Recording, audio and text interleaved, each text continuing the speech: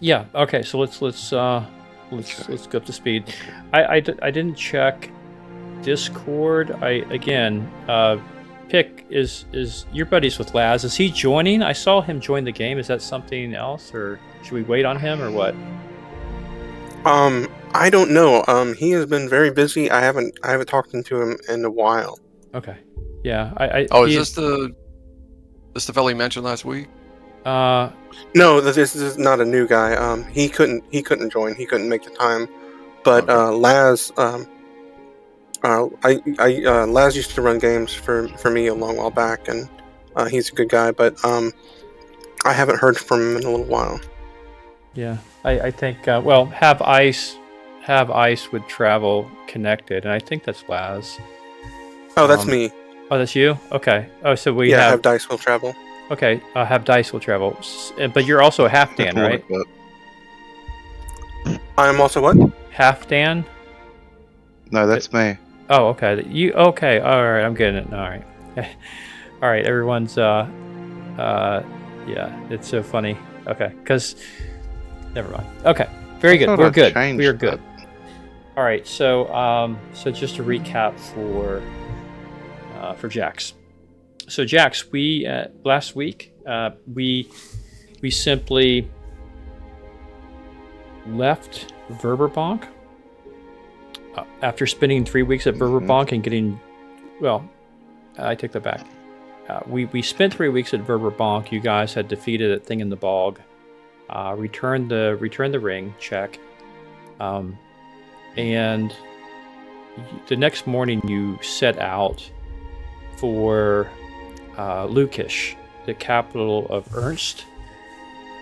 You went basically the Cinnabar Tower.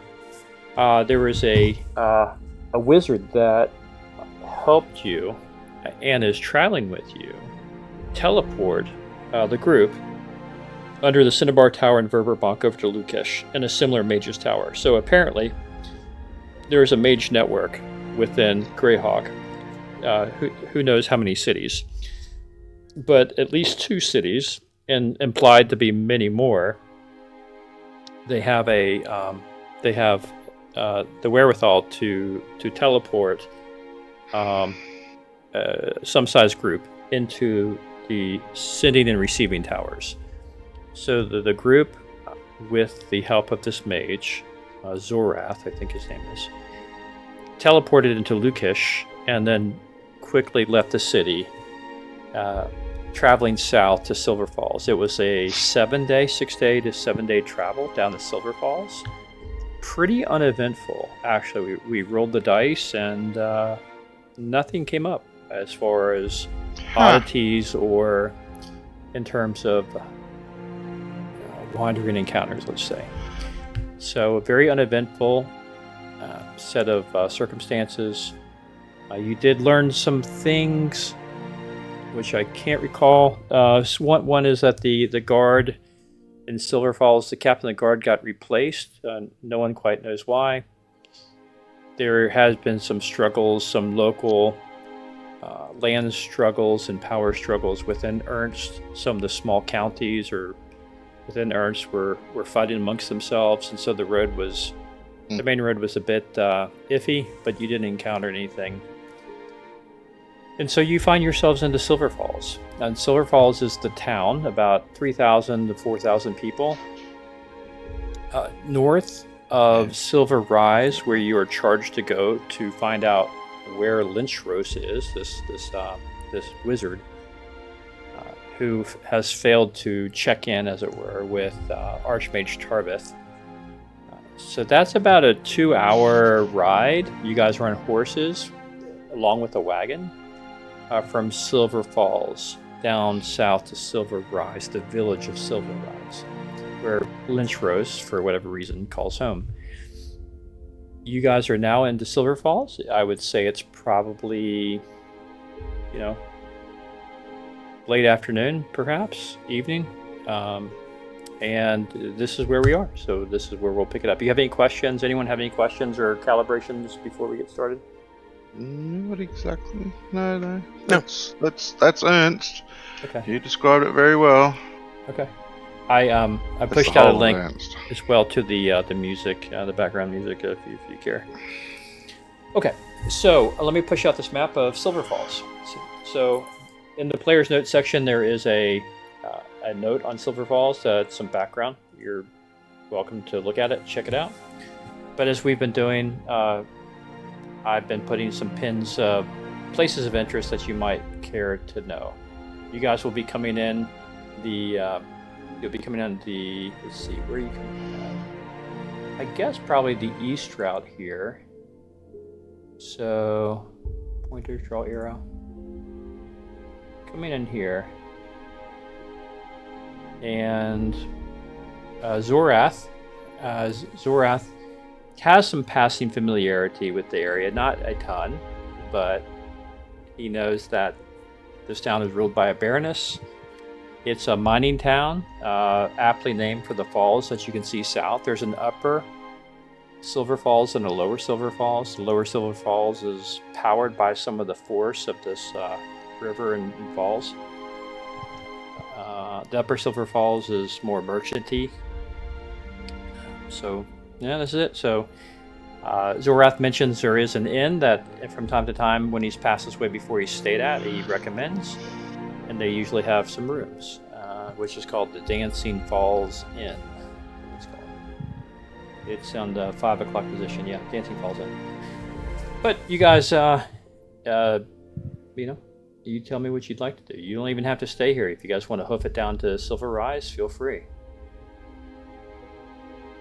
How far away is Silver Rise, roughly? About 2 hours south, probably 2 hours south riding. That's not bad. I like that. 3 Lanterns sounds way better. Yeah. It's got gnomes and halflings. Yep. That's the Brawling Tavern there. Is You've it always really? got to have No, you've always got to have a Brawling Tavern in every village. See what gnomes and that. I saw gnomes, halflings, and Plumline, and I am there. Yeah, I bet you are. Yeah, out there brawling. They're just drinking and eating. Yeah, and this is just a I don't- sampling, of course. Yeah. Oh, there's a foundry. I mean, I'm open to whatever. If you need to do any logistical stuff. Not really. I mean, we're pretty good on things, unless you want to get new foods or other things. Most of my sundries will be fine. I haven't got soaking wet yet. Hint, hint, wink, wink, wink. Don't do it!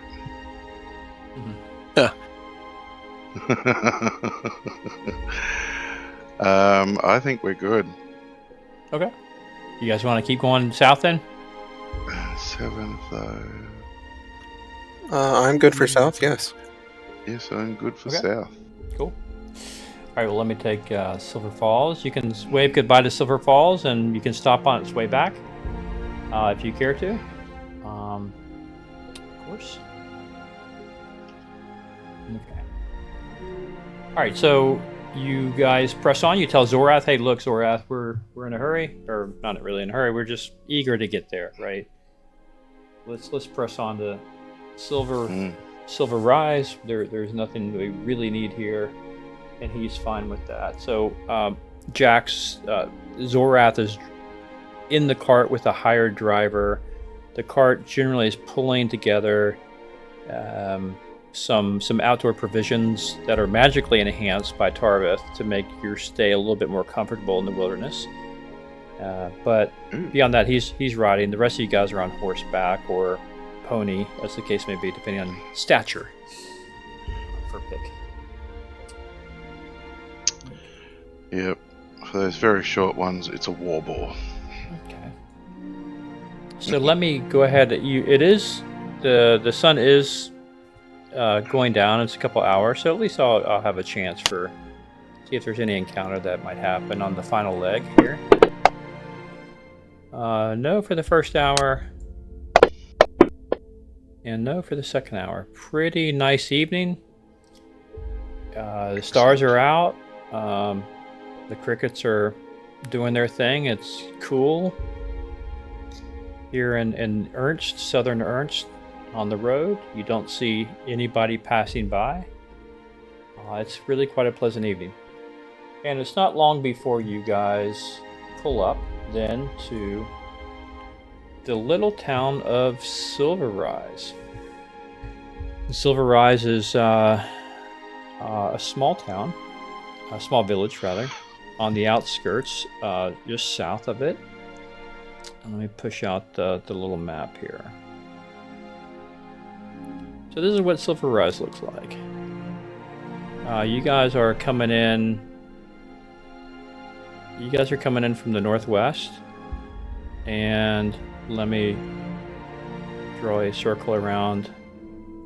Zorath says we ought to go. We gotta go get. Go ahead and get our bedding for the night, and then we'll search out Lenchros in the morning and see what we can learn about him.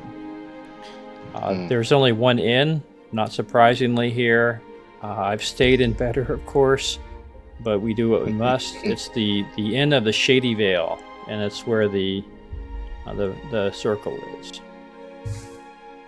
And so you guys make your way down to the town. You're past a large, what looks to be like a large town hall / maybe even church. You go through some trees. You pass one place of business and a home, and you get to the inn. Without much affair, there's a wooden sign out, bright lights on the inside, the kind of quiet inside actually. With you definitely are used to more of a raucous crowd. Had you been at the three lantern inn, you would have heard a bunch of gnome and halfling wrestling happening, but here it's much more quiet for some reason. And without further ado, you hitch your horses. You pay the Zorath takes care of the driver to watch over things and take care of it. That's what he's here for. You guys make your way into the inn. You find yourselves it's a large common area with standard wooden chairs fare. You've seen 1,000 of these in your short career here as adventurers. There is a hearth. There is no fire in the hearth. And again, it's just a pleasant evening. No need for a fire. There's no music, but there are some families and otherwise some people here. You see an older lady, much older lady, sitting by herself. You see the barkeep who hustles you in and gets you seated.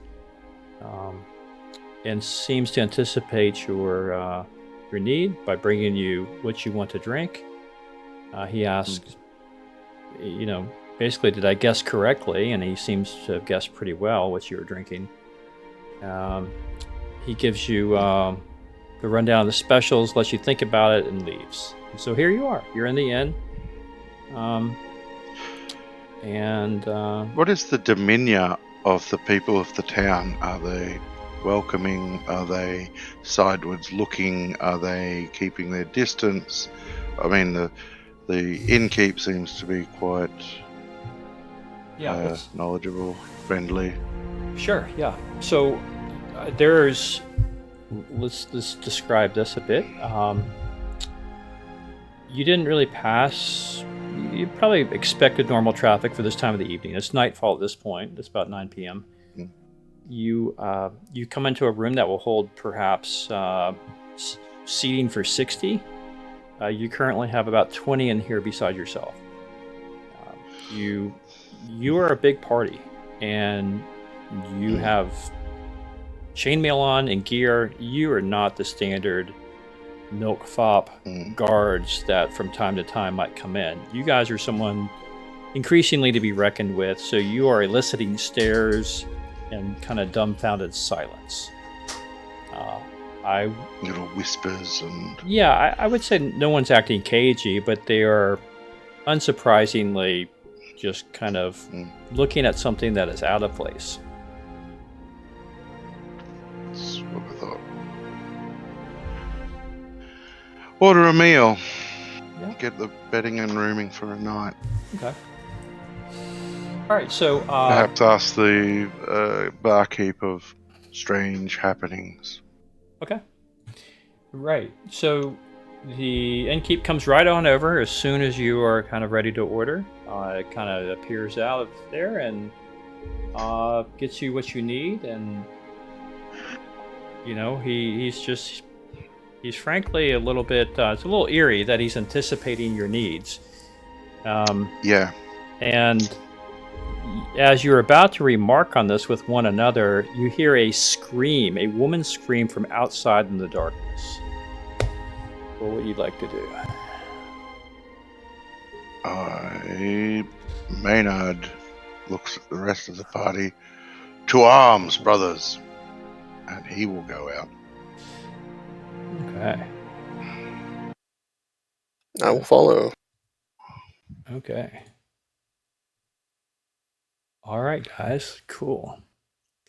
Any lead is a good lead at the moment. Okay. Well, you come outside, and this is what you see. You hear a woman scream. You guys alertly stand up. You rush out to the door. You throw it open from where you just came, and you see the following. Sorry, it seems to be running a little slow for me at the moment. You run out, and you see four, and it's hard to see this because it's nighttime. You can barely pick up. You see four shadows hovering over a woman that's on the ground, touching her. And the woman is enveloped in darkness and starts to stand up as a shadow, one of those. So now you have five shadows turning around and basically looking at you. Very difficult to see, but they're there and they come in your direction. Go ahead and roll initiative, guys. Dang it. All right. Wrong ones. Wrong shadow. Yeah. He will do that. I suppose. You will do your bow.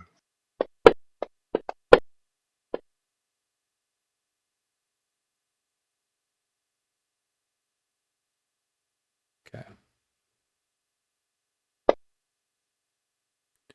Not quite sure why my battle music's not playing here.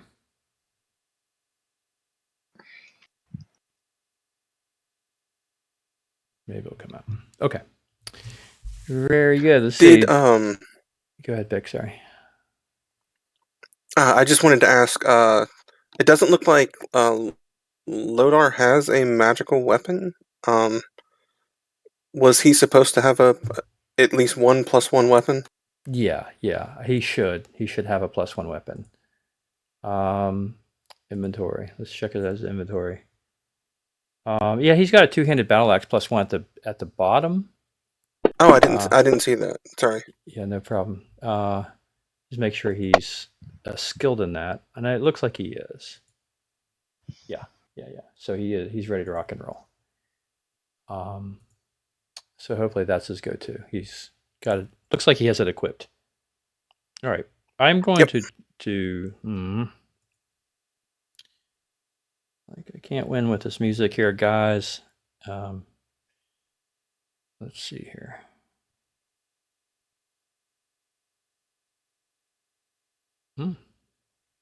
Oh, for some reason it's. Why is it? There we go. Okay, sorry.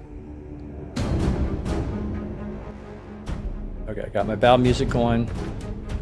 Cool. All right, time for my guys to roll initiative. I gotta put this encounter on. Ones.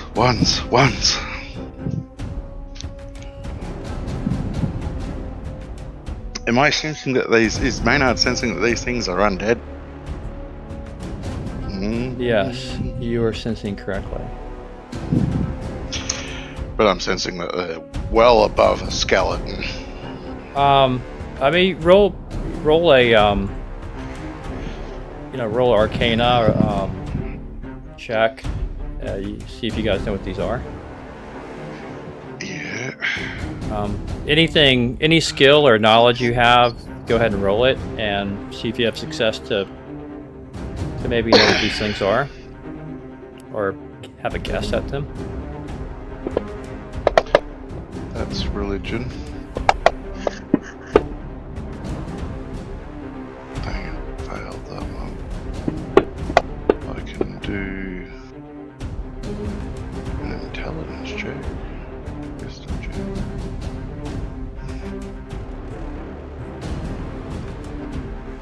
Of course, the wizard gets it. Okay, I'm not sure where Jorvik went. Okay. Round one. Roll my initiatives here. So, NPCs. Check. And I need Zorath on. Yeah, he's on there. Okay, so Shadow. These guys, I've got to add 3 to each. I think. I assume it didn't add their attack value, so I'm going to go ahead and add 3 to each of these guys. That's something I need to check into after the game.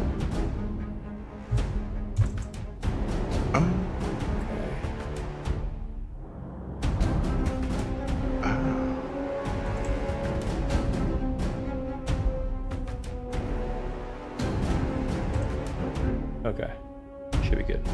Oh, I might actually be able to turn these. If I get a good enough roll. Okay. Zorath. I guess I'll play Zorath for the moment. And off we go. Zorath. Yeah, Zorath needs a roll. It's likely he'll know what this is. So let's go ahead and roll for Zorath here.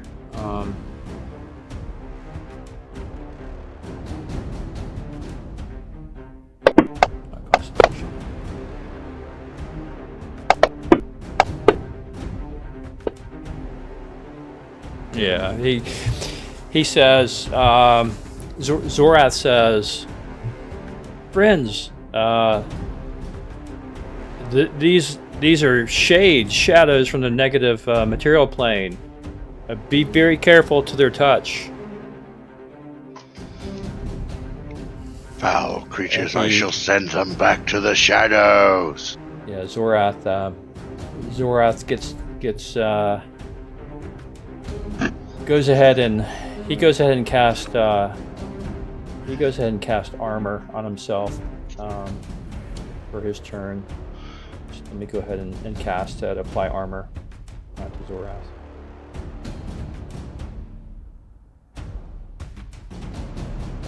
Okay, good. Okay, that's Zorath. Zorath, let me get a battle map together. It's gonna be a generic one. I didn't prep a map per se. So let me do that for you. Put you guys on there, and we'll just, because this is an old school module, we get to do a lot of theater of the mind. Yay! Yay! Yeah. All right, so come on now. Where's my? Let's see, images. Battle map, generic. Nope, not yet. Assets. Refresh assets. Make a map. Okay.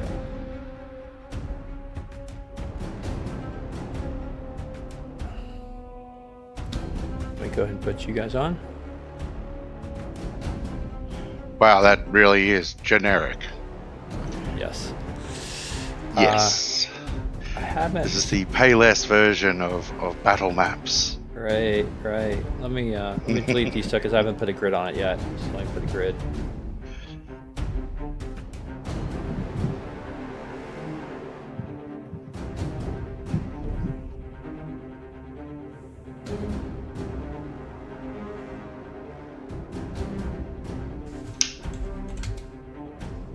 That's not bad. It's close.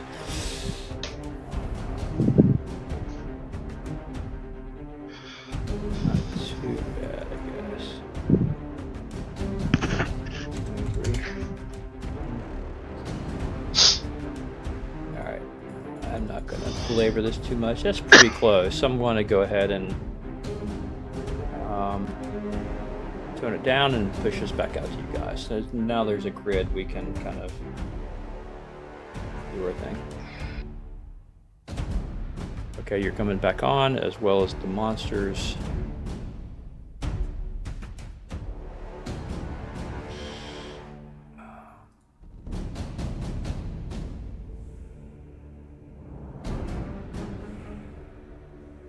Okay, monsters. There's my turning chart. Visibility. There. Okay. Okay, so they are spread out in about a ring. Oh, sorry.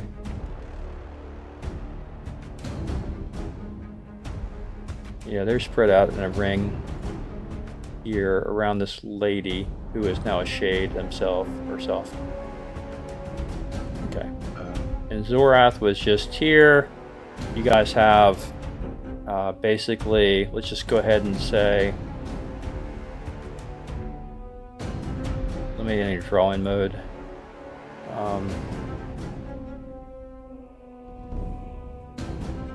There's a wall back here. This is where you came out of. And there's a door right behind you. Let me go ahead and unlock the tokens. Okay, tokens are unlocked. I'm going to exit drawing mode. Okay.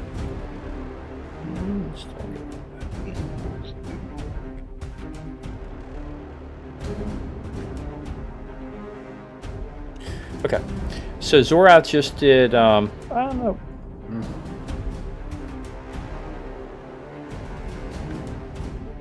Sorry. Wall is back here. Okay. Not quite that long, of course, but whatever. Okay. So Zorath just cast armor on himself and is back. So back to combat. Brother Maynard, it is your turn. What would you like to do? I'm going to attempt to turn them. All right. Sort of. Maybe. Step out loud and proud, Maynard. So these are shadows. Go for it. So, shadows. I only have to get above 10. That's fantastic. Actually. Yeah, 10. So do I have to... How do I do that? Do I do that individually, or...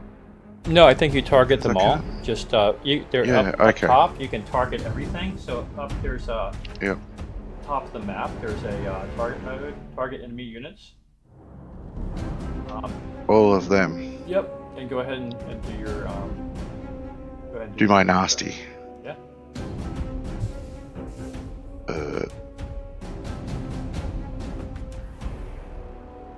Oh, I can't drop on him.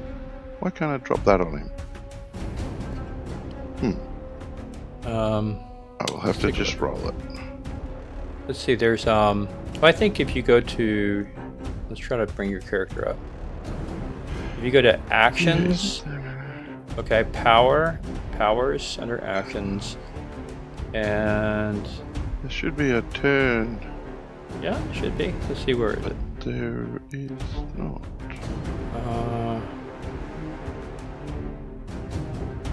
Oh, no, there it is. Turned! Okay. Back to the shadows, foul beasts. Okay, so you have in fact turned all the shadows away from you. They begin to run away behind, just into town, basically. Uh-oh. And they kind of scatter. I'm just drawing some buildings here. That wasn't exactly what I wanted to do. And yeah, so they're dispersing, and you start to hear. Damn it. You start to hear screams into town. I mean, this is not. I mean, this is not yet. You don't. I mean, this is seconds, right? But sorry. Yeah. Sorry, I threw in you with the shadows. No problem. This is like, I do not want to be close to this. So they start to run away and disperse. Okay, but they're heading into town, and Zorath says, you know, basically, what you're all thinking. Oh no, you know, Whoops. this is if we drive them into town, you know, there's going to be more of them and people will die. We need to get them. So, okay. Well done, Maynard, although not quite the outcome you had hoped, perhaps. Yep. Okay, so shadow number 3. He is right here, and he is going to move his base rate. Well, I mean, they can't all double move. They're not. Well, you just moved them the first time for the turning. Yeah, I moved them back though. I mean, for the most part, right? Yeah. And 1, 2, 3. He was drawing the village. That's why. So. Yeah. Shadow. Yeah. Okay. I'm trying to look up. Let me refresh myself on the stats. Yeah. Move 12. Yeah, 12. Yeah. So it's like you guys, same move. Yeah. Okay. So that is number 3. Number 4.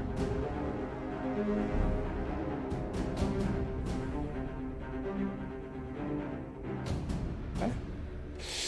All right, Leoris, what would you like to do? Curse the priest for turning them and then chase after them.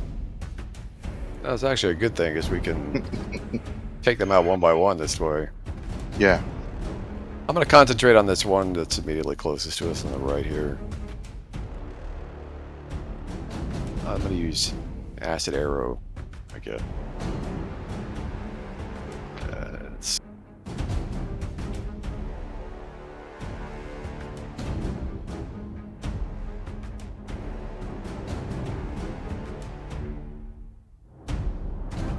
It's not showing me.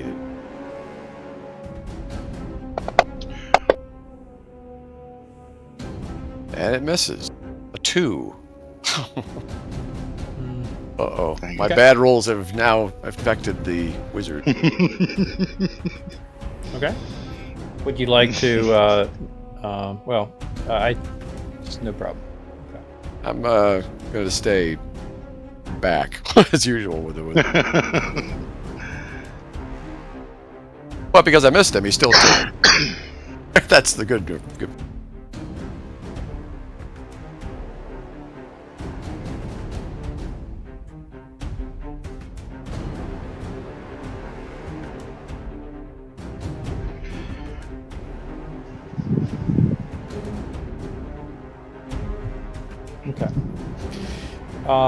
You start to hear some screams. People in town see these things kind of coming. A few people who are out. All right, Jorvik, what would you like to do? I bellow out in a paladin voice. Into your houses! Shut your doors and your windows! Shades are in the street. That should hopefully save a couple lives.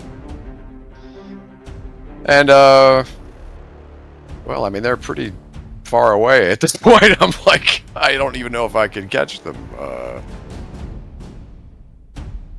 me think.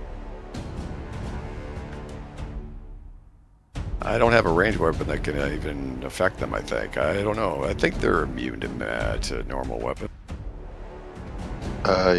Yeah, they should be. Silver can hit them. I will, I guess, move my full movement rate straight north. That's it. You can, if you want, you can double your movement, of course, as your total action plus move.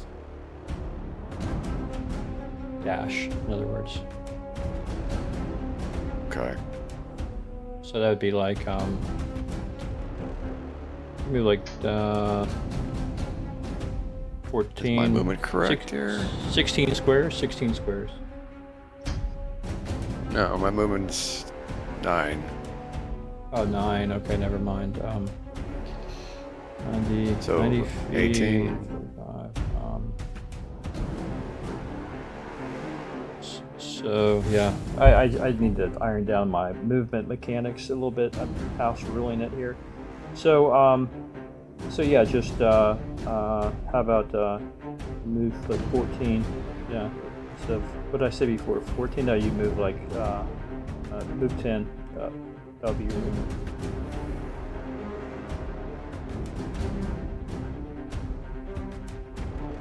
$10?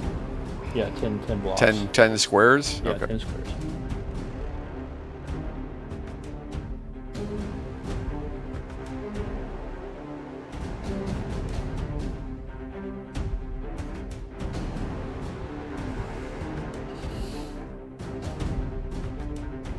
That's it for me.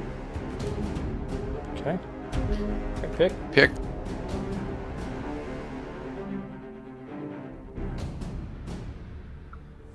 Pick will run there. I will echo the get off the streets, get off the streets. Where did they even come from? And I will fire an arrow.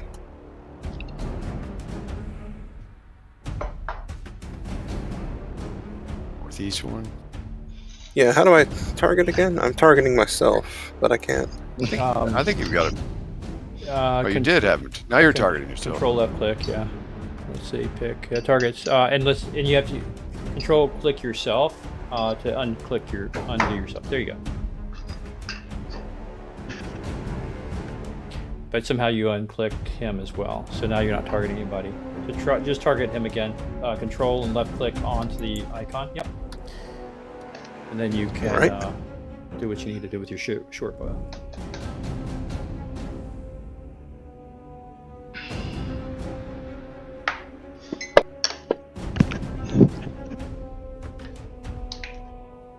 Okay.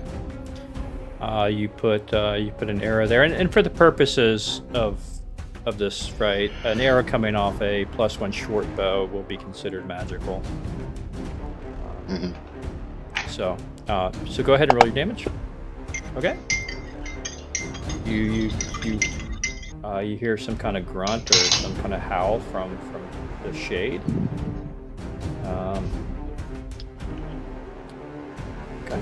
Very nicely done. Aspen. Ooh, Aspen's gonna have to engage with that tooth, unfortunately. Now I can only move about 25 feet, something like that at my max.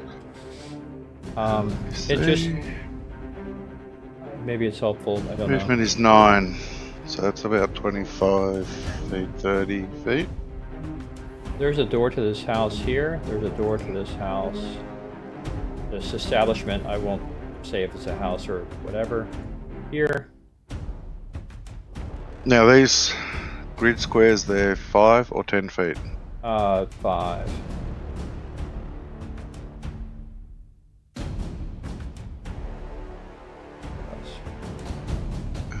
I don't have a magical bow, so... 10... There.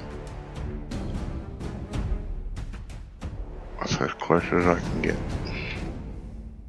This is the old debate of whether or not a magic arrow is required to hit. Yeah, we'll just we'll give it to you. I mean, for tonight, the bow is sufficient, but I honestly don't know how it's ruled. It's up. No, yeah, anything shot through a magical bow is considered to carry that +1 or +2 or whatever it is. It's shot through. That's yeah. There are debates. I do You say that, but as a DM, I would not allow. I would be like, no. I would give you the +1 to hit and damage if it was a regular target, but you still get a +1 to hit. But It wouldn't necessarily be able to hit something that's immune to magic. That's pretty much her go. Unless you would consider a poisoned arrow magical, not, No. Fortunately, these things No. don't not affect it. Yeah. and they don't affect on poison anyway. Well, that'll have to be her go. I have to engage in melee. I've moved as far as I can move. Okay. All right, Lodar.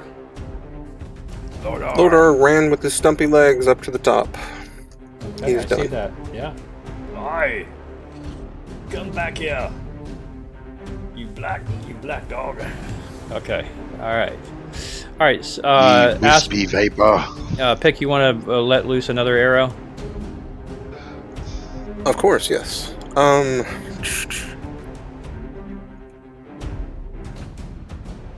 Would I be able to shoot over Lodar's head? Yeah, I think so. Only if Okay. you just really fumble it or something, will there be a chance of hitting him because he's not really engaged yet in battle. The shades are human size or better. Yeah. Yeah, and you could sidestep one step to the right, and I think it accomplished that. Nice. Good shot. Yeah, nice shot. It So goes into whack. inky blackness there. Which Ooh, one Oh, was it? good one. Okay. Oh, one. Okay. So that was the one right above So Lordar. Gotcha. So hopefully those two will be coming back toward us. Oh wait, that was Shadow 4. Yep. Yep, Shadow 4, and I hit Shadow 1 as well. Yeah. Oh, now they're both not turned. Okay. Right. No, Right. Yeah. Good call. no. Now they will engage. Yep. All right. So let's go ahead and roll initiatives. Round 2. I just went ahead and reset the round, so you guys should be clear to roll initiative.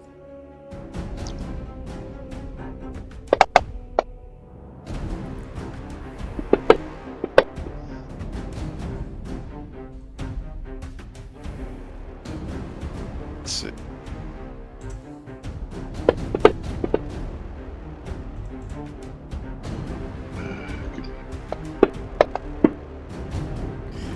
He's got a.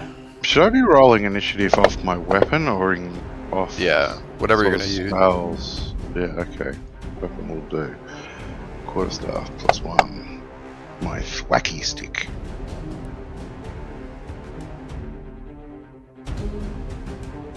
Okay.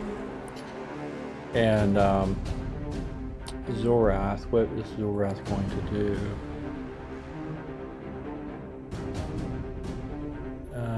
I think.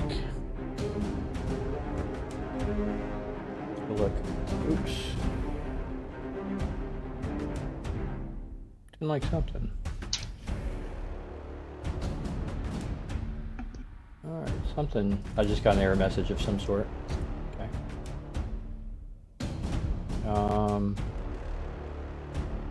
He's got a scroll.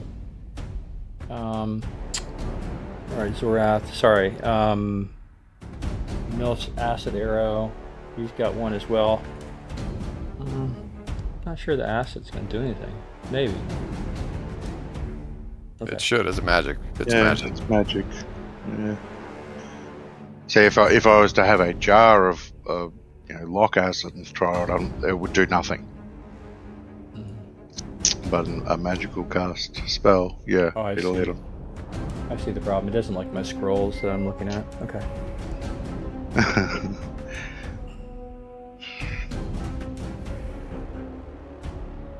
Okay, so I'm going to reset his initiative. 9, 12. He's going to have initiative at 12. Okay, so Leoris, you're going to be up first. Let me go ahead and okay. Okay. To move for one thing. How far can I move and still cast? I guess I don't necessarily. I can target the one in the center, I guess. Yeah, I mean, by kind of like what we were saying with the house rule, if you cast a spell that has a casting round of 5 or less, you could move like half your distance and cast it. but if anything more, it's going to take you. You're not going to be able to move. The strict rule of 2E is that you can't move and cast a spell, but I don't see that as very practical in terms of if it has a casting time of like 3 or 2. And I don't think it's much different than wielding a dagger. So for me, it's That makes sense. if you can just do the verbal and somatic components in a casting time of 5 or less, then I'll allow you to move. Seems half to your me that distance. it seems to me you should be able to move, and then once your movement is ended, then you can cast. But yeah, you can't run and cast at the same time. Yeah. Okay, so he's also movement 9. You just move him. Half of his movement will be like just move him like So 5 squares. 4. Yeah, 5 squares, then you can cast.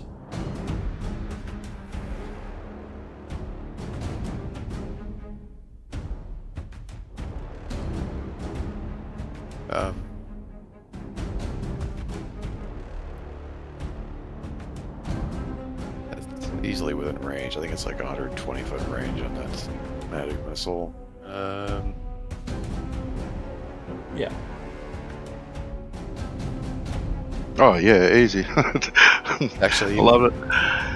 actually, no. Yeah, It's you technically it's what 100 yards.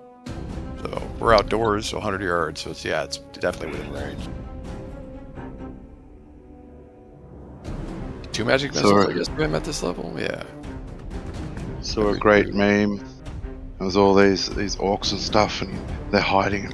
Oh yeah, we should be out of range of the magic missile, and the wizard just pulls up a bazooka. I cast 50 caliber magic missile. Yeah. Radio.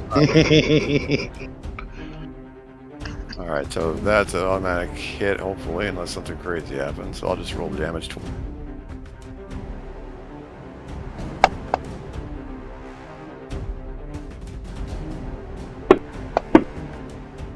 Nice. 2 good hit, Yes, it was.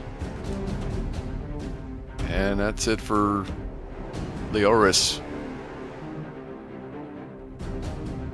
Okay. Well, this thing, 1 to 3, Lodar, 4 to 6, Paladin. Lodar, your lucky day. All right, Shadow 4, it makes some kind of, eerie sound and reaches out to touch you there, Lodar. So let me go ahead and cast. He's, yep. Actions. Reach your right, yep, actions.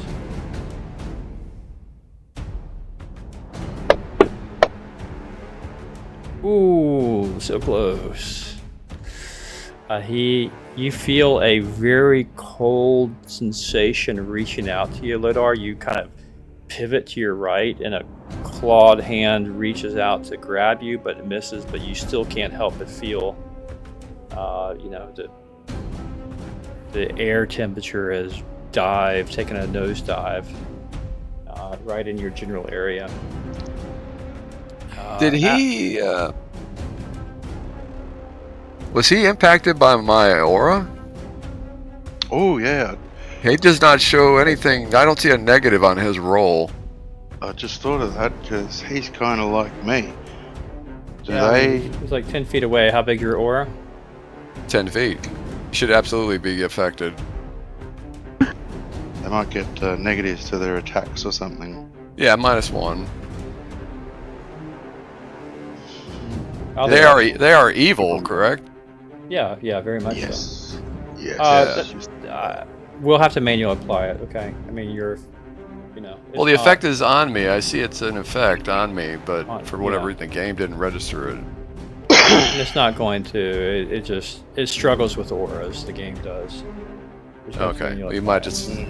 Can you apply one then? I guess maybe The next To- time. directly Yeah. on He me? missed it. It doesn't matter. I mean. But I mean, once you apply it, will it last for the fight, so you don't have to keep dealing with it?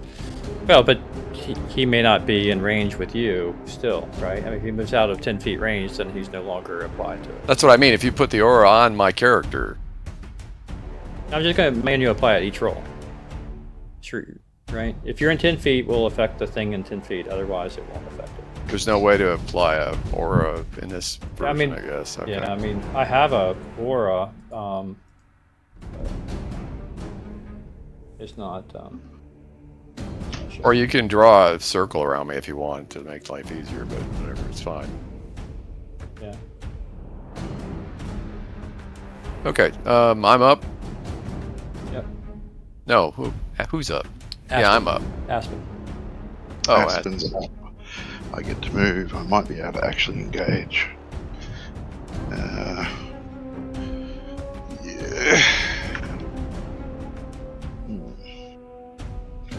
Well, I can engage with the one in front of level 5, 10, 15. Yeah. Boom. And I can take one attack. That's my attack. Go. Oh no, wait, I didn't have that. I didn't have that targeted, so that doesn't count.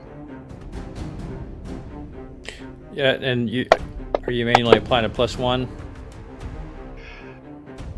Oh, I did not apply the +1. So it is a +1. So.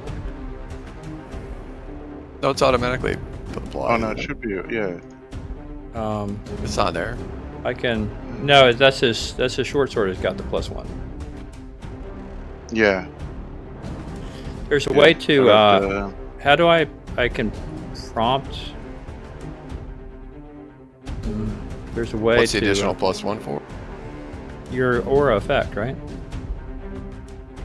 Ah, yes, because it's taking a negative.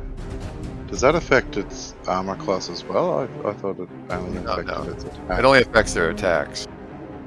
Yeah, that's what I thought. So he shouldn't have a +1 against it. No, Okay. So that's a miss anyway. Okay, it's a miss. Yeah. All right.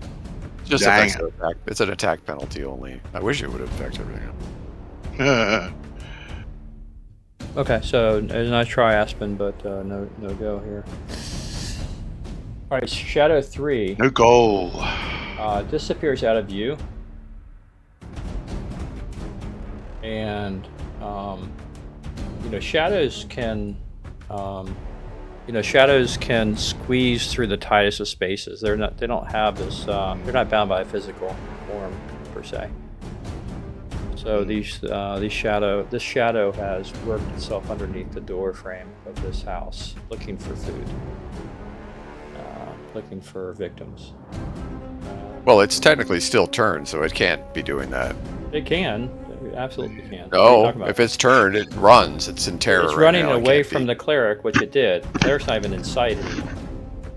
Yeah, I was about to say, if it's kind of not inside of mine, I could accept Strictly, they're supposed to be incapacitated until they break away from the turning. It ran away from the cleric who was turning it, and it's definitely out of sight of the cleric. And it's so anyhow, that's what it did. So Jorvik, it's your turn. All right. Well, since the shade is right here, I might as well attack him. Did my first test for my dual wield. Let's see what happens.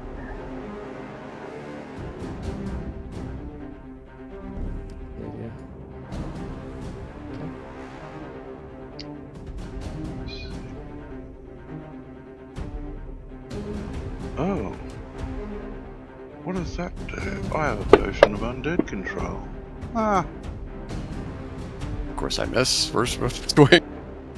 And my dagger. This will definitely. Hold on, I gotta move this battle map around a little bit.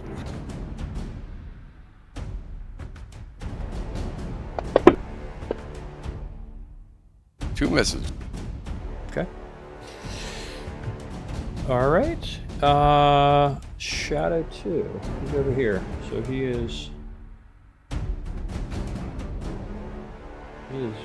off the map for all purposes.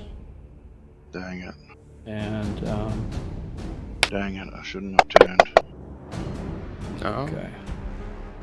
You should have. I think it was a good idea. Okay, so he's gone somewhere into town.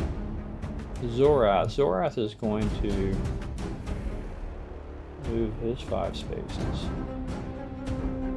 And he sees what's going on. He is going to attack this shadow. And in fact, no, actually, he can see the shadow. Actually, well, actually, he'll do both. He's going to cast a magic missile as well. He has 3 magic missiles.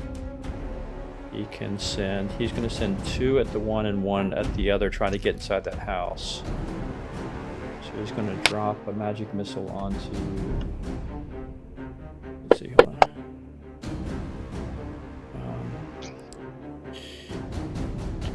Magic missile.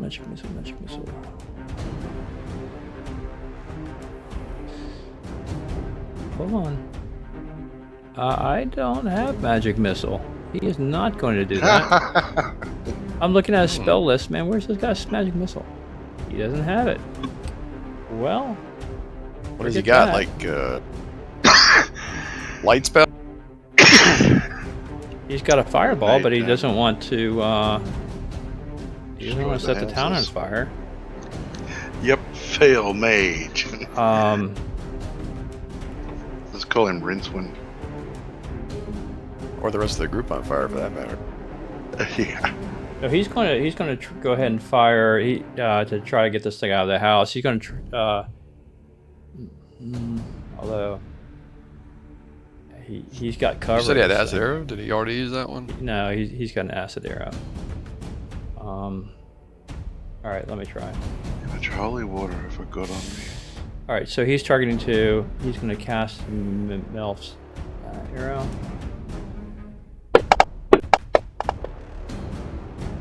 And he misses.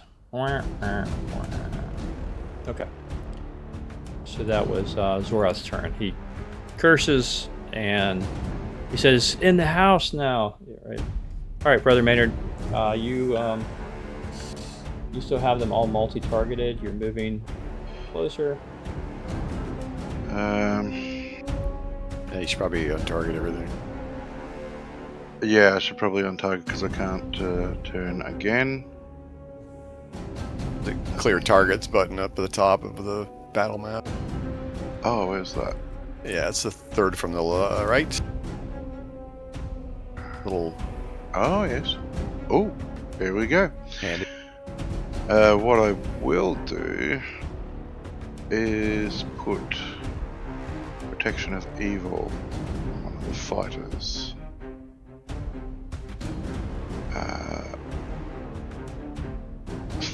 Why do I always target the Balin? Because he can't hit anything. You should probably put it on Lodar, to be honest. Yeah, I was gonna cast it straight on Lodar because he's right in front of me. Protection from evil. Cast. Ooh. I will target him. Do I have to target him? Yes. Is that the 10-foot radius or individual? I guess the Individual only. Which kind of, oh, I am casting. Yep. Alright. I'll put the effect straight on you. Like that. Yeah, nice. Okay, well done. No mind control. They get a negative to attack you. I believe you get a bonus to attack them. The beauty of it is, I don't know if it will affect these things. Well, evil, protection. Actually, shades are extra planar. Yeah, they're negative material plane. Okay, well that's important because really good benefit, even better than my aura. This sucker will not be able to touch Lodar now. No. So he won't be able to do glowing beam of light. Yeah, he won't be able to do his grubbies and suck his life force. Leave the thieves alone. All right. Well, he attacked Aspen, and he reached out for Aspen, and she also feels a cold burst of kind of air, but he was unable to. She turned out of the way. Okay. And then Shadow 1. Not today. That was Shadow 1. Where was Shadow 5? Shadow 1 is the one to the northeast, I Shadow think. 5's over near the. Oh, actually, the Shadow 1 is now. house. Yeah. Shadow 1's the one to the southeast of Aspen. Oh, Shadow 5 is the one that is. Yeah. Okay, Shadow 5 is over here. He should be. No, he's not targeting. He's being out of dodge. Okay. All right. And pick. Up to you, buddy.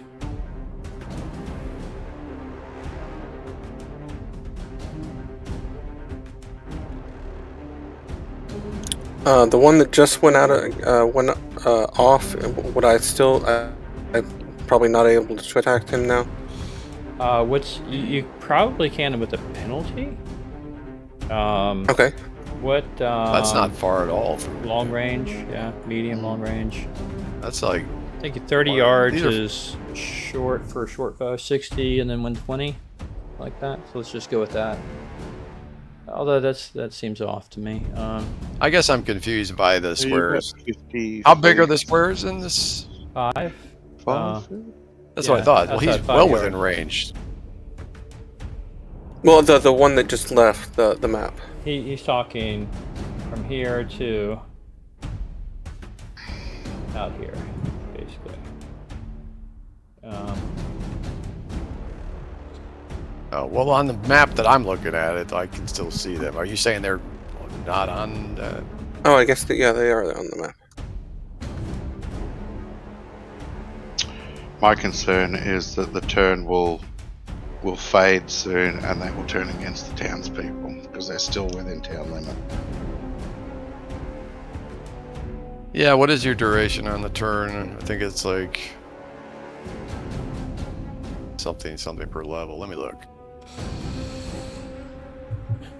All right.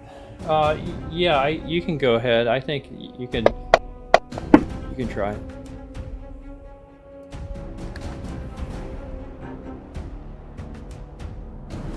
All right. Doesn't look like the arrow kind of got there. Vic, if you're trying for it. Didn't look like it. It just Oh missed. yeah, it definitely missed. Yeah. Oh man. Ah. The pretty houses, they went Pretty away. houses. The houses went to the negative material plane. Yeah. All right. So this guy's inside of a house. Yeah. Okay. All right. So I should have prepped a village. I should have prepped it. I'm still imagining the houses. It's fine. I appreciate it. Okay. Lodar, what do you want to do? You are protected from evil, and you got 2 nasties right next to you. Oh, yes. I'll yell back to the grave with you and strike with the axe.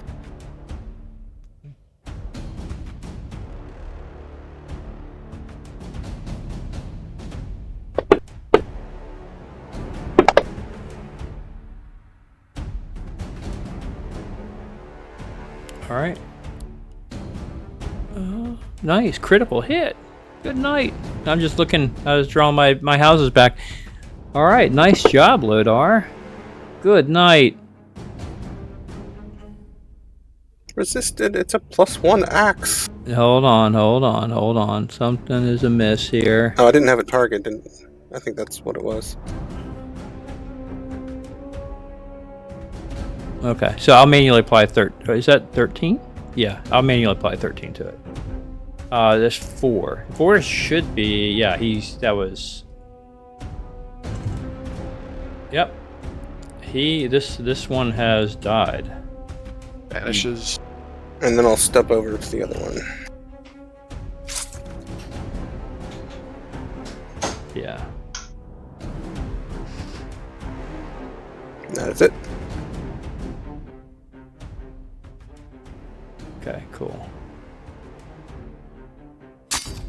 I'm just trying to make sure we've got. Didn't hear the critical hit. Alright, so it's up to your discretion, Andrew, but the recommended for turning on undead duration is between 3 to 12 rounds, depending on the situation at DM's discretion. Yeah, pretty much. Or if they've run off so far that it will just wear off because they're outside of my holiness. Okay. Taking the end of the round shot, if that's okay. Yep. Go for it.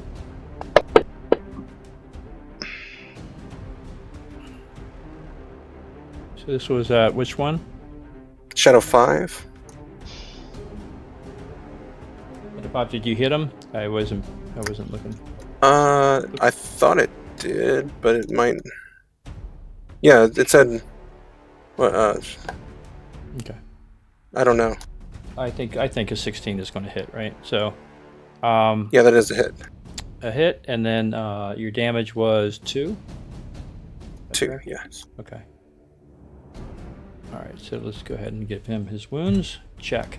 All right, so now at the top of the round, so you guys go ahead and roll initiative. I'll roll one for Zorath. Let's have a look.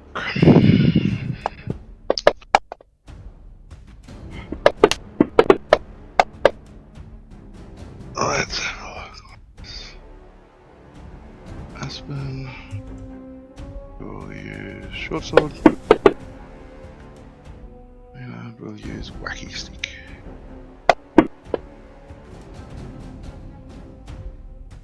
Okay.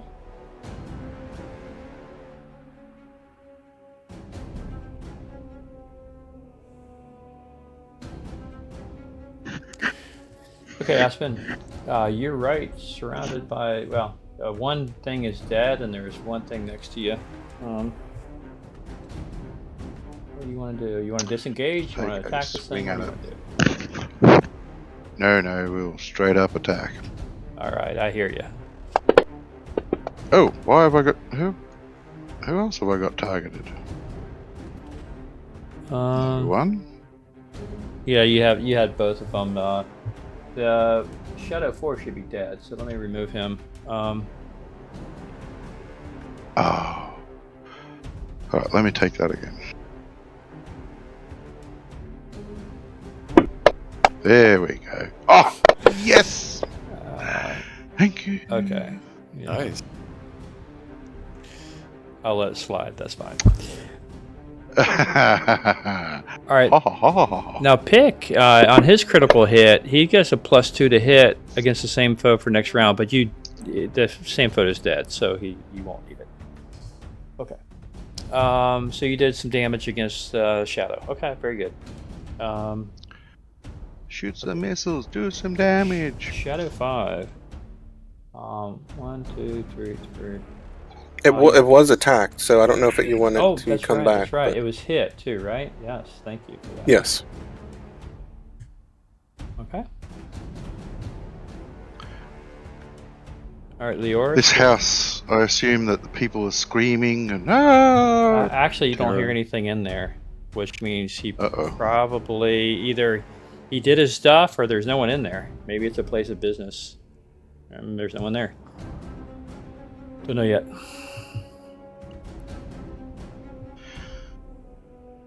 Leoris, okay. I'll attack the one that's charging us. Another magic missile.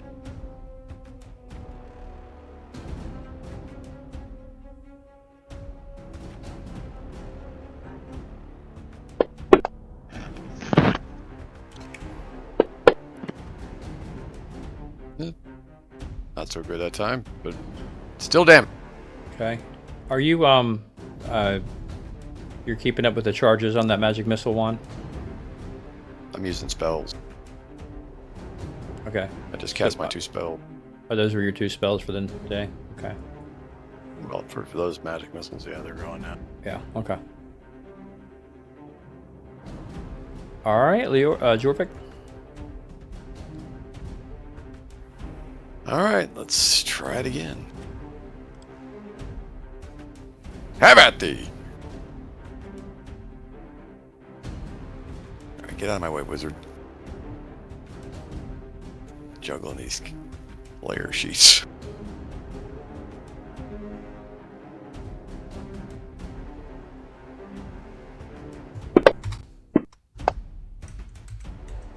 Another miss. I love these rolls. Okay. And my dagger.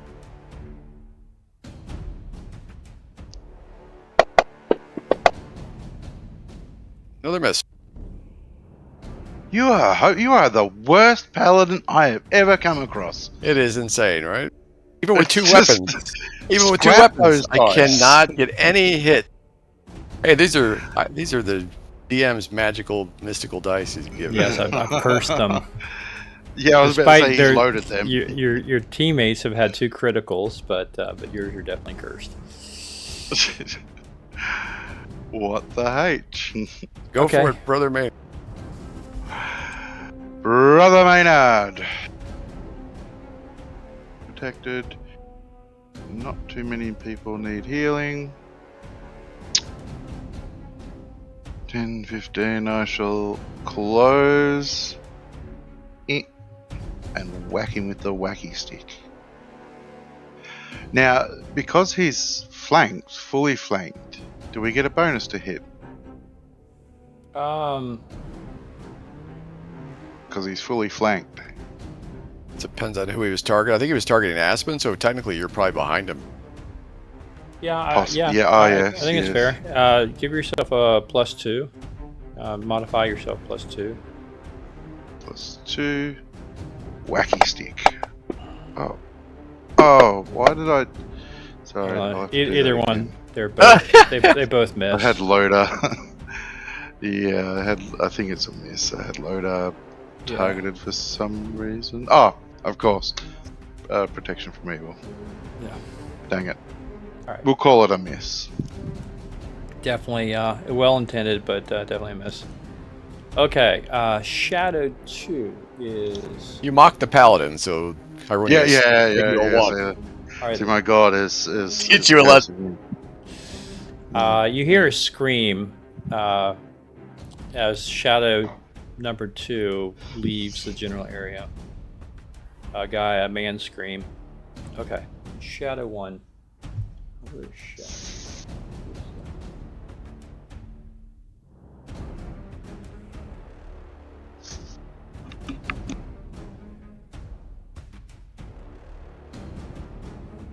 That's 3. That's 5. This is 1. Oh, 1 is flanked. Alright, so he is just missed. Is being attacked by 3 things. He doesn't care. It's completely insane evil creature. We'll split it up. Paladin 1 to 2, Aspen 3 to 4, Lodar 5 to 6. I don't think he even sees Maynard. A Paladin it is. Don't forget he's got a -1 to hit.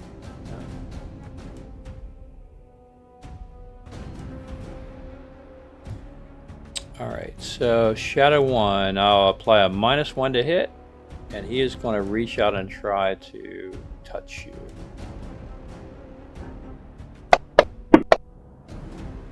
And he hits. He does, in fact,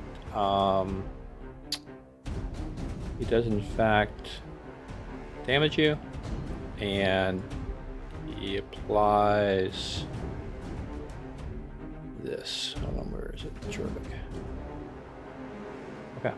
Is there no You feel save against this effect? you feel slightly. You definitely feel not up to par a little bit. There's no save? No. Really? No. Okay. No, not with their drains, unfortunately. Yeah, if he hits you, you're drained. Yeah, that's Okay. the Zora. biggest pain now.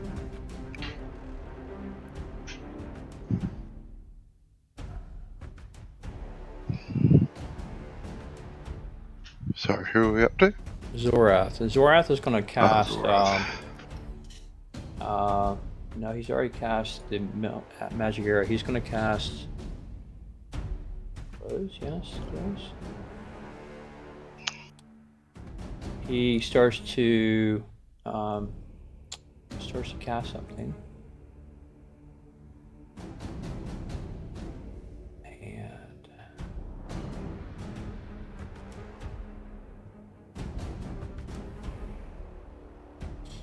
all right, he starts to yeah, one for each. Yeah.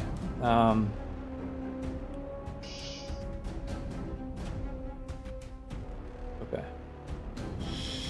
He says, "Sorry about this, guys. If it has any ill effect." So he starts talking, and creates 6 little balls of fire appear around his hand that he's waving, and he starts to send them into the fray. So he is going to Mouse minute meteors. Yeah, he's going to target. He's going to target the first guy with 2 of them, and he's got a +2. So let me go ahead and actions.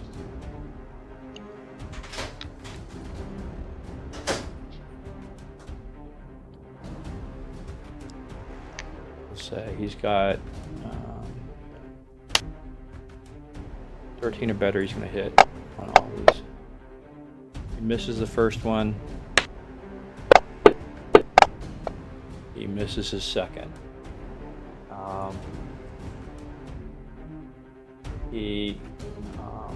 That guy's in the house, so he can't do that. He's not gonna attack.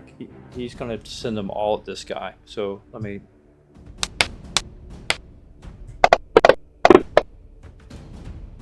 He had 1 hit. The 16 is a hit. So he does.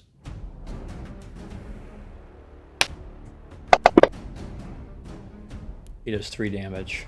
Unfortunately, not a great set of rolls for him. But he does some damage to this one right here. Okay. Okay. All right, that was Zorath, and now Shadow 3, wherever he is. He's in the house. No longer in the house because there was nothing inside that he found. He is still turned, and he is leaving the scene. Okay. All right, pick. All right, I am going to arrow the one leaving. Okay. Somebody's got a thing going in there. Got TV or something, yeah. Nice. 15. That's going to be a hit. Oh, that's Jack's mic. Sorry. All right, so you really funny. You just Paladin trying to justify murder. Oh, goodness gracious. No, I sent him to my god, but isn't that murder? No. My god wanted this man alive, he would have resurrected him. Alright, Pick, nice job. You just unturned that guy. I'll go ahead and target him for you if that's what you want for the next time. Okay, and Lodar. Pick's doing the pulling here. Just make sure he's targeted for Lodar. Like we're in World of Warcraft or something. You don't want to Hunter noob. Okay, you should be good to go. Oh yeah. Oh. To the 9 hells with you. Nice. You swing your axe at this tattered robe figure, and I don't think it resisted. Keep doing that resistance stuff. It should. What you roll? You rolled a 6. We're gonna apply it because it is magical. He shouldn't resist a 3-handed sword. I need to check to make sure. I didn't think they had resistance. The sword itself, if you look at the swing on the combat, it doesn't look like it's listed as magic for some reason. Yeah. I mean, Yeah, it looks like he just changed the like typed +1 on his two-handed battle axe, but it's not. It's not actually a magical one. Yeah, it's not listed. Yeah. Right. We can fix that. Okay. Yeah. So let's see. I can drag that in. Okay. Cool. Yeah. Why don't you find a +1 two-handed battle axe and drag it into your inventory, and we'll delete that one. Make sure it's. So I need to apply 6 to number 1 here. And that's gonna do it for number 1. Nice job. He's you swing through, the Lodar swings through, and the blackness dissipates. He is gone. All right, and that takes us to another round. Although Pick, you've got one more shot coming if you want. That one is still targeted. If you want to target him, if you want to shoot at him, I'll target this other. You should target the other guy. Okay, let me. Yeah, good. Okay.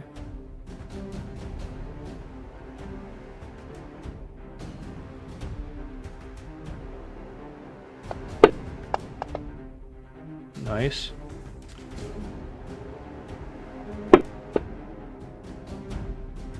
Okay. Great. Chipping away. Chipping away. Okay. Round 4. And we have, you have the townspeople, kind of cheering you on. You have finally some guards who are kind of running out. You have a couple of guards who are running out to try and help, but I'll point into the direction of the one ran off. Head that way. We lost one. He said, "Okay, sir." And Zora says, "You need to have magical weapons to hit them. Your weapons are useless unless they are imbued with magics." And the guards didn't seem to hear, and they ran off. Well, damn. Palm to forehead. Okay. All right, Leoris. You have, 2 wand shadows, and magic missiles. Yeah, and then one you can't see anymore. You've lost track. I should probably go ahead and give some realism here of you're in a village at this point, so probably block behind this thing at this point. All right, I'm gonna fire off 2 from the wand, 1 at each.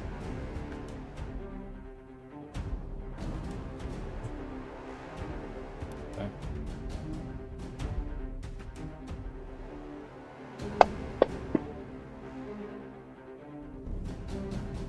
Ooh, nice.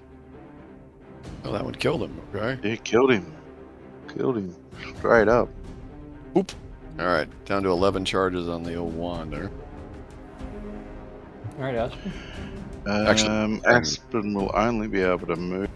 She probably won't get to him. Right there. That's it. That's her go. Okay. All right.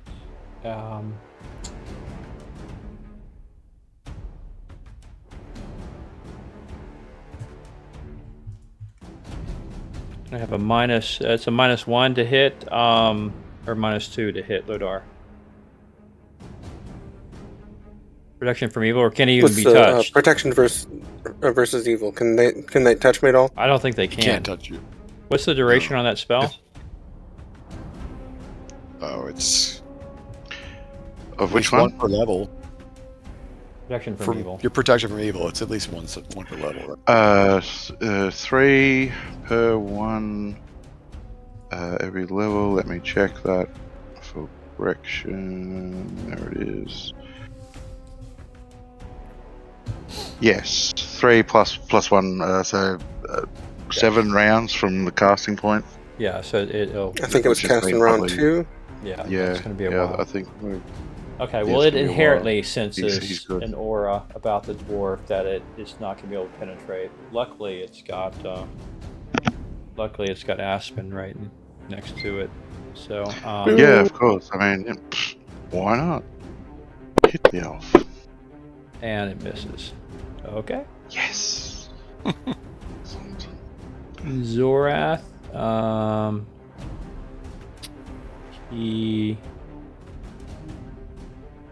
Let's see if this done. Probably should have read the spell before I gave it to him here. I've never used this before. Oh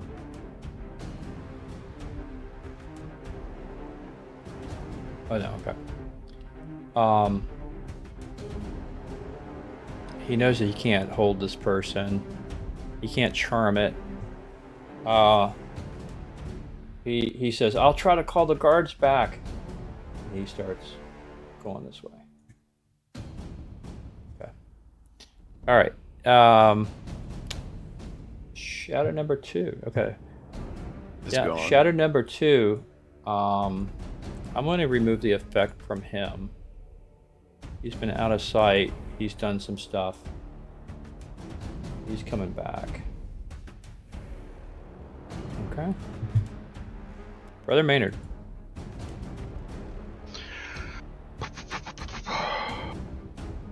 I don't have much left that I can throw in spell-wise that would really affect him. I can't turn again. I will have to just whack him with the wacky stick. Wacky stick. +1 wacky stick. Yep, +1 wacky stick. About there he is. That's about 30 feet. He's in with Kui. I can whack him with my wacky stick. Oh, you've targeted. Excellent. Where is my wacky stick? Aha! Whack it! No. Swack! You missed a little high, right? It was a noble attempt, though. It was a noble attempt. All right, pick.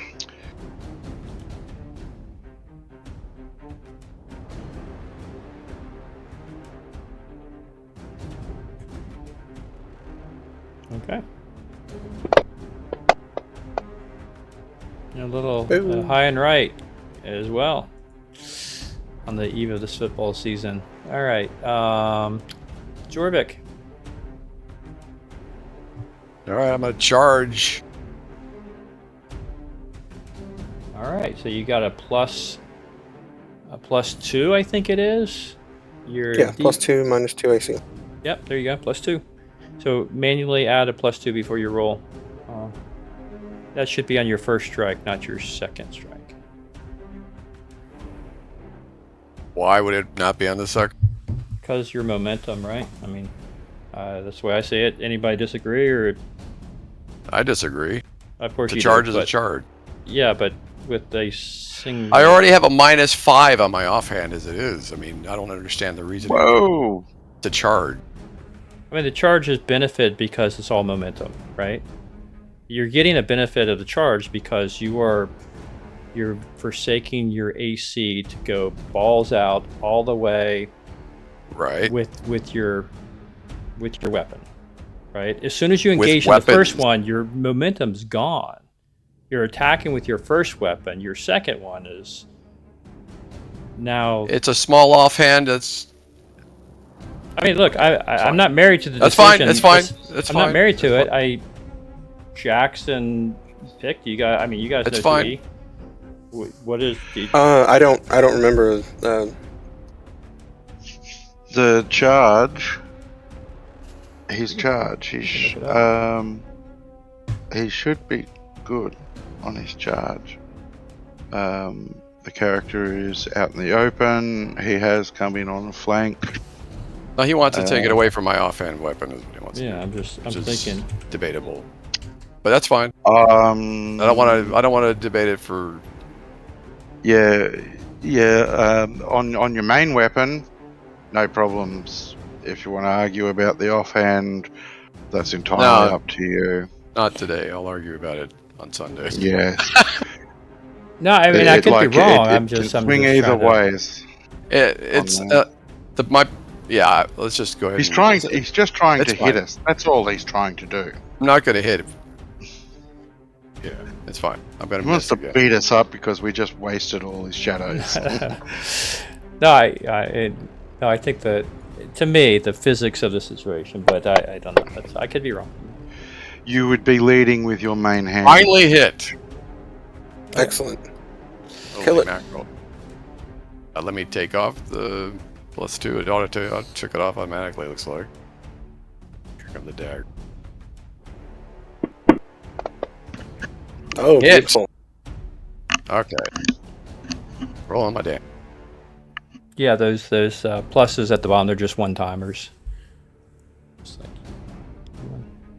one shot. At least the program does something once in a while. Ha! Let's see.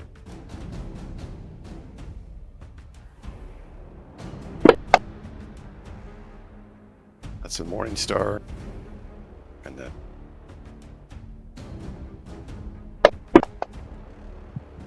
Boom. Good. Killed it. All right, finally! Good First official kill with the dual wheel. Holy beautiful job. All right, and Lodar. This thing falls under the might of the Paladin's dual wield charge. And you see one floating towards you in the distance.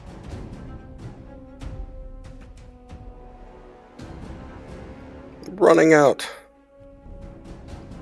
Okay. Maybe a little that way so the arrow shot is clear, because obviously he's looked back over his shoulder. Yes.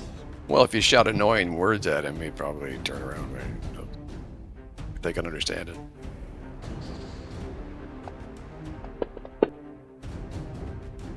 Okay.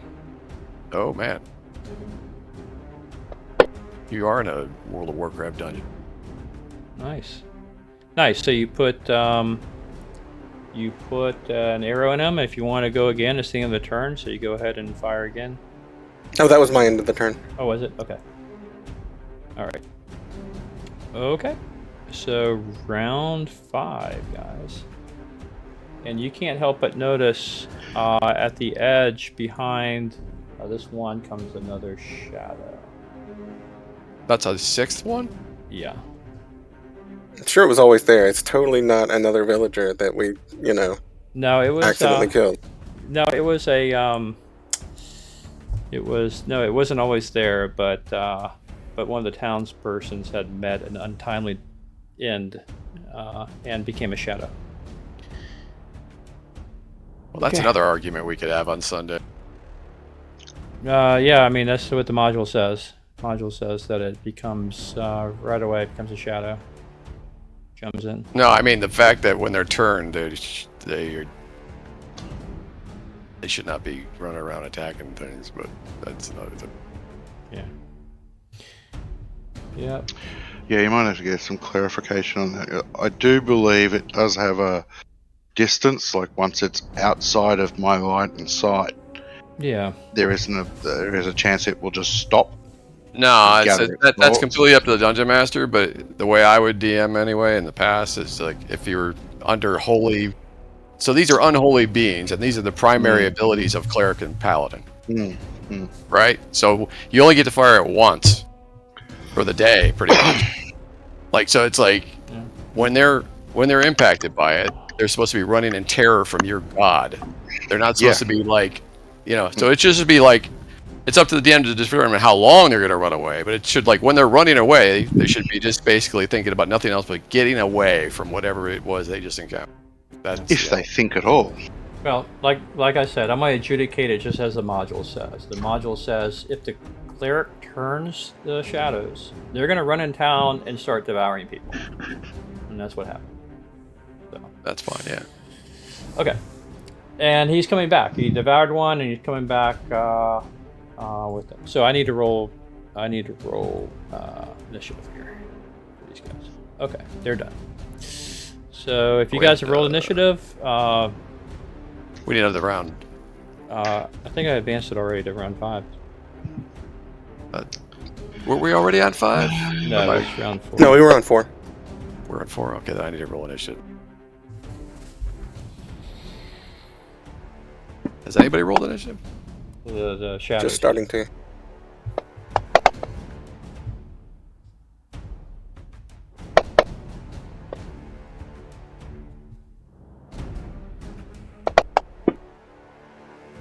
I'm gonna be last.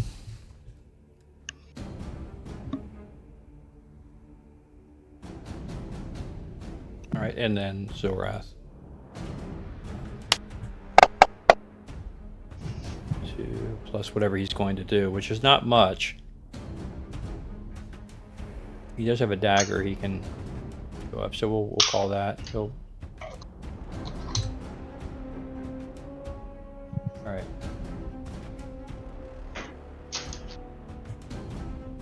All right, shadow number 6.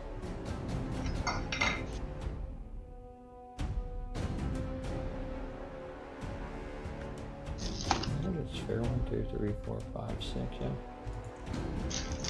All right.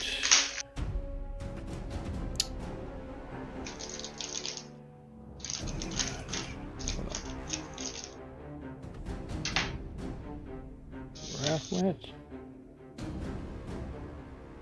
Shadow 6 is going.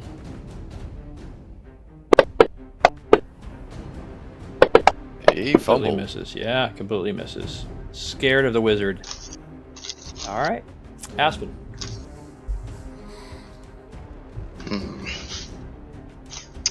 Well, I'm gonna have to close in again. That's all I can do.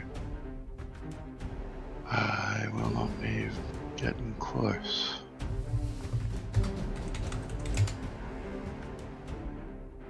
Right there. After this, remind me to get some silver-tipped arrows. Will do.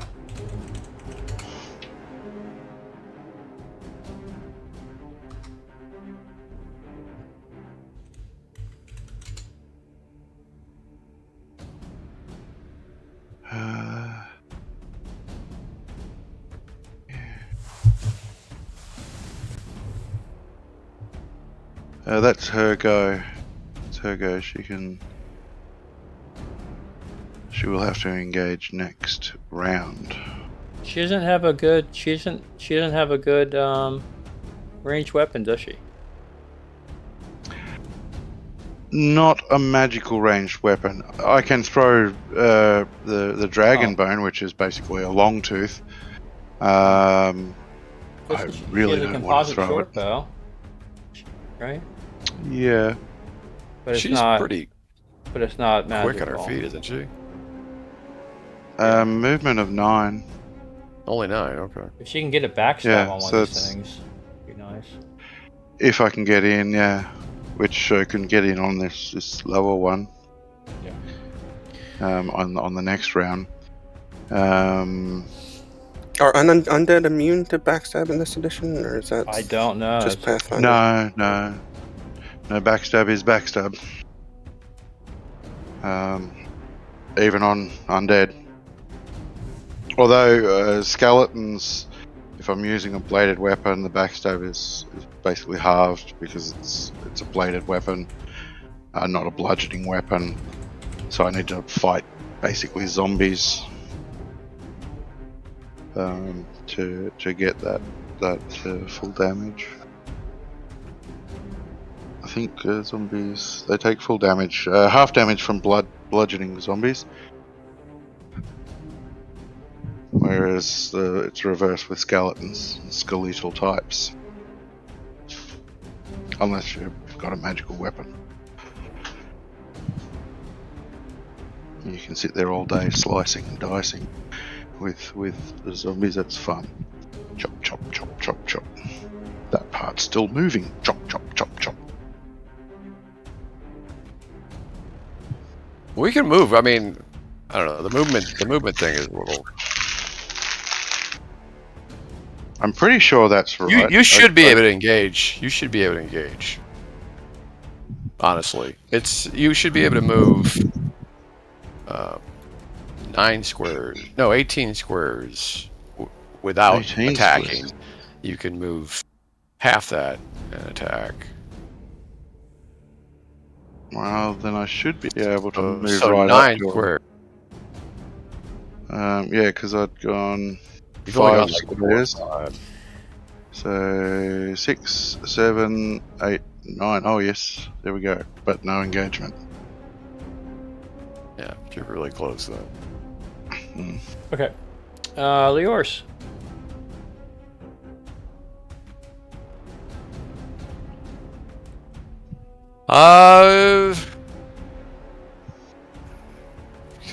This is debatable. Do I use charges again? I think not. I think I will just move. Okay.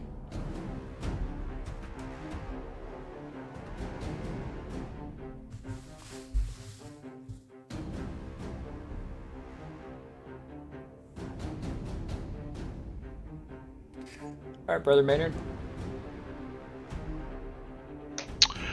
Wacky stick.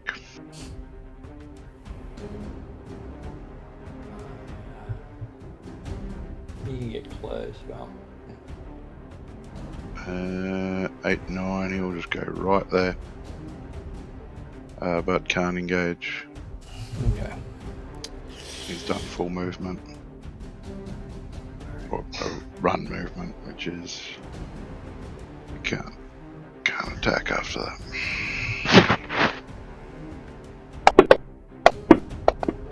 Reach out and touch you. My shadows are pretty lame. Lodar. Uldar will run and jump with his battle axe. He wastes no time. Are you charging? Hell yeah, I'll charge. All right, give yourself a +2 and really a +3. If it's not adding your magic to begin with, give yourself +3 because it's +1. I don't know if it is or not. So. Depends if he switched the weapon on. You're trying to roll initiative. Yeah. Ooh, yes. Okay.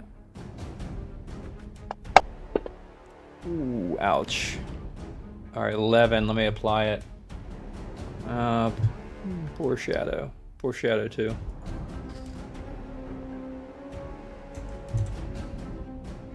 Shadow It's too. not like his. It was nice knowing you, Shadow 2. You weren't long for this world, Shadow 2. All right, well done, Lodar. You took another one down. Pick. Pick just ran. Okay. Double moved. Double moved. Okay. Jorvik.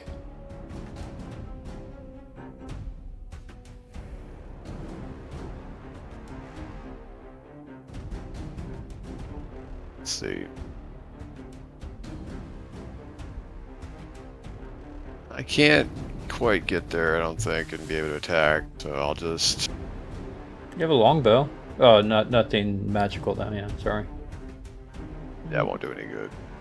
No, I'll just, I'll get within range at least of, I think I can... Yeah, your aura. No, you can lend your aura. I don't think I can get in. Yeah, but I can't, it has to be on the mob. Well, the mob will have... Depends if he moves up. I'll just try to get right behind these guys, like right. Okay. If he moves up to attack, then yeah, they'll get the... Okay. What could be very well the last round? We'll see. Round 6. Initiative.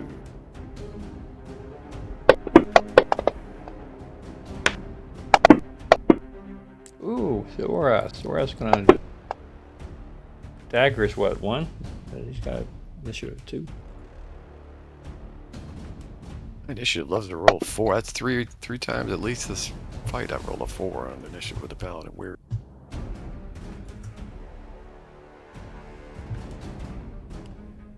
All right. Zorath is taking his dagger, and he exclaims some, deity of magic or something. Attacks.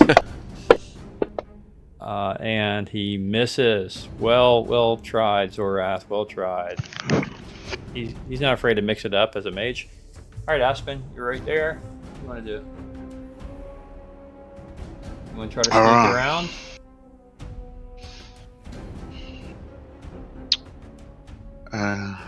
I think there's...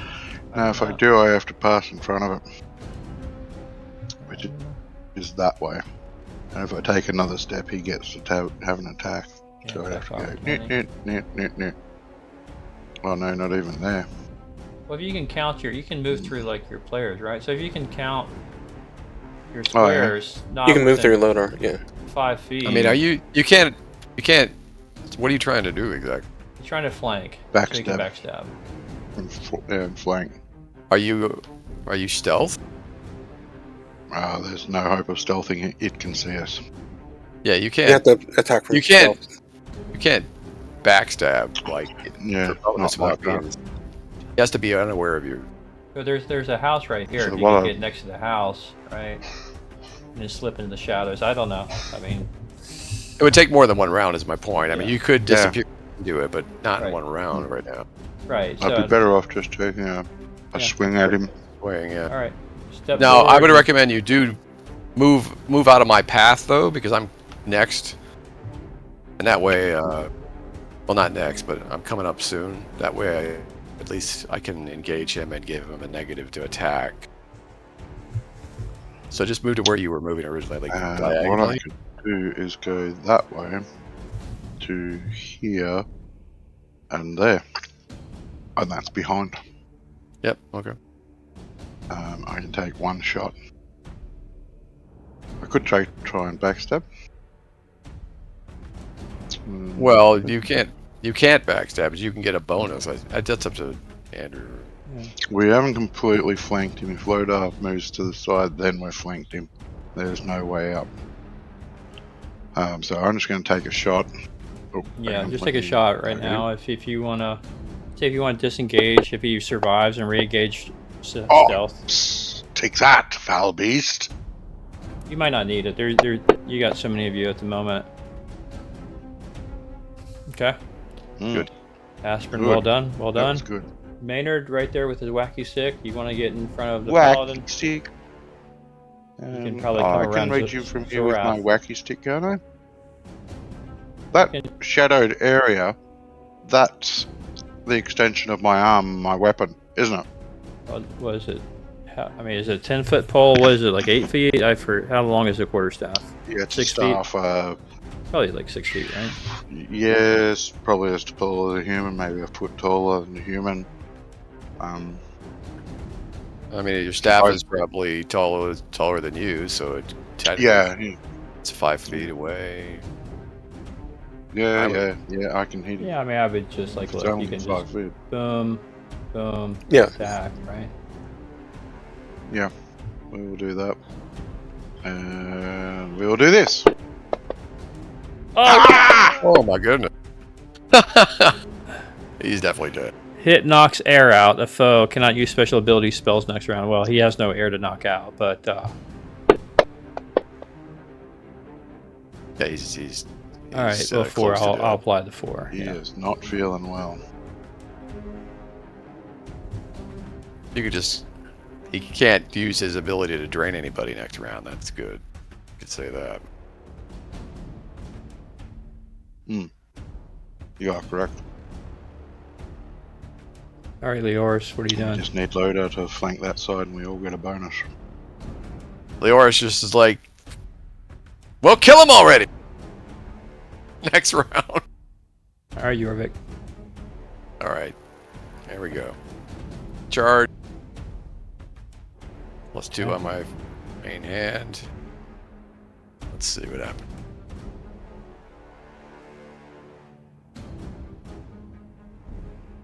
Hold on.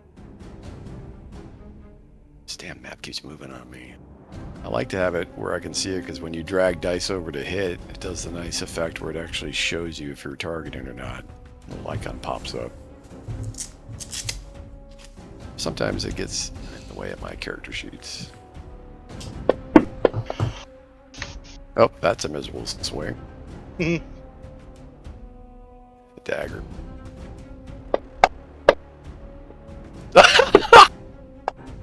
Okay, I'm starting to wonder about these dice. These are crazy, man. All right. All right, definite miss. Yeah. All right, so your AC is -2 at the moment, or +2. But there's no reason that he's still not targeting Zorath here. So he's going to go ahead and And he misses Zorath. Oh. Well, I think this is going to be all she wrote for my shadow. Pick. You want to fire into this crowd? Go for it, Pick. Go ahead. Fire 2 arrows. Let them loose. I think I'll just run really fast. Okay. Fair enough. Shoot some missiles, do some damage. Lodar. Aye. Do a hat trick. See if you can hat trick the shadows here. This will be your 3rd kill if you can get it down. I will totally get him. I think you will. That hit. Oh, 5. Well, guess what? Yeah. You got him. He's dead. Dissipated, whatever they do. Yeah. Yeah, and so ends the shadow threat here in the village. It is Try to calm the villagers. Talk to there's everyone is the guardsmen. looking through window curtains, and no one's coming out of their houses right now. They're watching you from the inn. Much as they can see, it's very dark out. But you guys have disbanded them. You have taken care of these shadows, and as far as you know, that's the end of them. But you know, Worthless you don't know what mobs you with don't know. no loot, but my paladin doesn't care about loot apparently. No, there's definitely no loot. Was there anything left of the original lady? Like, apart from she was turned into... I'm talking about material possessions dropped on the ground, things like that. Yeah, it's a good question. Brother Maynard's looking for a teeth. You know, when things are turned into shadows, they basically go into they go into the negative material plane. No, I think they pretty much. I don't know. I don't know how you adjudicate that, but no, I would say that the person and their belongings of what's on the person basically are gone. And what remains Dematerialized. Everything rematerialized for them on the negative material plane. Yeah, But the shadow of that remains on this prime material plane. And as I was reading up on shadows before the game, basically even the lawful good, the Jorvik the Paladin, if he became a shadow, once you reach 0 hit points or 0 strength,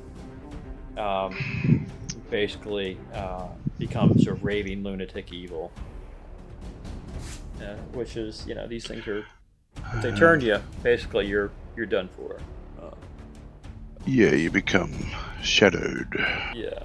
Did we see enough of the woman before she turned to identify her and It was maybe too ask, dark. like, okay. Yeah, Yes, no, too yes. dark, and she was already being enveloped. So I also need a quick AFK. I'll be back. Yeah, that was a good question. I guess to sort of find out who she would, we would have to check ledgers, ask around town, see who's actually missing. Yeah, I think pretty quickly you'll find someone running up. Hey, have you seen Ma? If you like those shadows, have you heard of Hokuva? Cursed priests that were cursed by their gods. Oh, yeah. Now they're really nasty. Actually, yes, I have. Yes. They were in some. I mean, don't throw them against us or anything. No worries. You You guys know, want you to take a wouldn't do 5 minute? that. Yeah, 5-minute bio, real quick. And then- Sure, that'd be great. Okay, let's do that. Okay. All right. Alright, be right back, guys.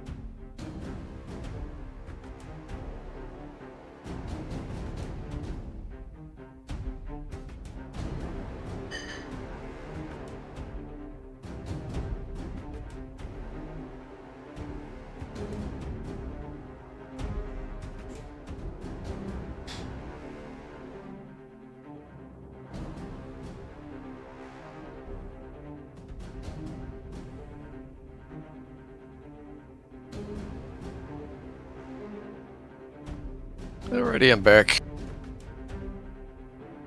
Come back.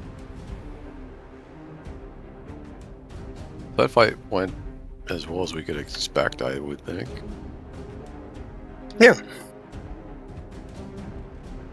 Good job with the pulls, because otherwise, I think the module was going to have them run amok and causes all sorts of grief.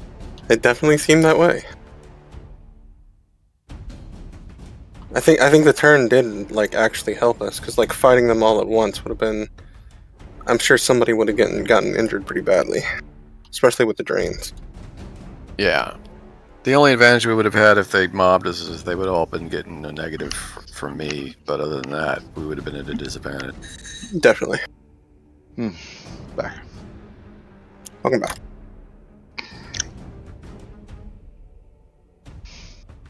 Well, I mean, I should criticize myself. I should not argue points as much, especially with the module, because... Modules are funny, and they come up with all their own monsters. Some of them are really good. Yeah, but the module creator made a mistake by having them be normal shades or shadows, because if I'm being strict, I would have been able to... Like, if we were at a tournament, I would immediately be like, there's no way those things should be attacking anyone. And I would have been hard on it, too. I'd have been like, no, sorry. That's against the intent of the turn. They should just nothing but flee for 3 to 12 rounds, period. Not Pretty much. any... But the module changed the rules. After that, yeah, so module changed the rules. See, after that 3 to 12 rounds, that's when they stop. No, they'll just run right to the edge of the wherever they're going. Exactly. And they won't tend to engage anything in fear and awe. Yeah, it's like, think of it in terms of like Aragorn fighting the Nazgul and Weathertop, right? They're just fleeing. That's right. They should have fled from you. They shouldn't have, which they did. They had massive negatives, and they wouldn't have liked your aura at all. There you go. Sorry about that. A little longer than 5 there. Had to put some food away. It's all good. I'm just saying I probably should like not criticize certain elements, basically in hindsight, because of the nature of the module. But yeah, but if we flipped it around, like we were talking, and it was like strictly like at a tournament or something like that, and it was the same, the module didn't create custom mobs, then I would be within my rights to say, whoa, hold on, by the rules, this is, but because it's a module, and because it's a module, yeah, I should just like, you have to accept. And even like when I was been designing Horror on the Hill, Journey to the Mount, and the Salt Marsh ones, you just have to accept it. Yeah. And even from a DM point of view, I'm looking at these creatures and wow, man, that's not even in the books. But that's might tweak it a little.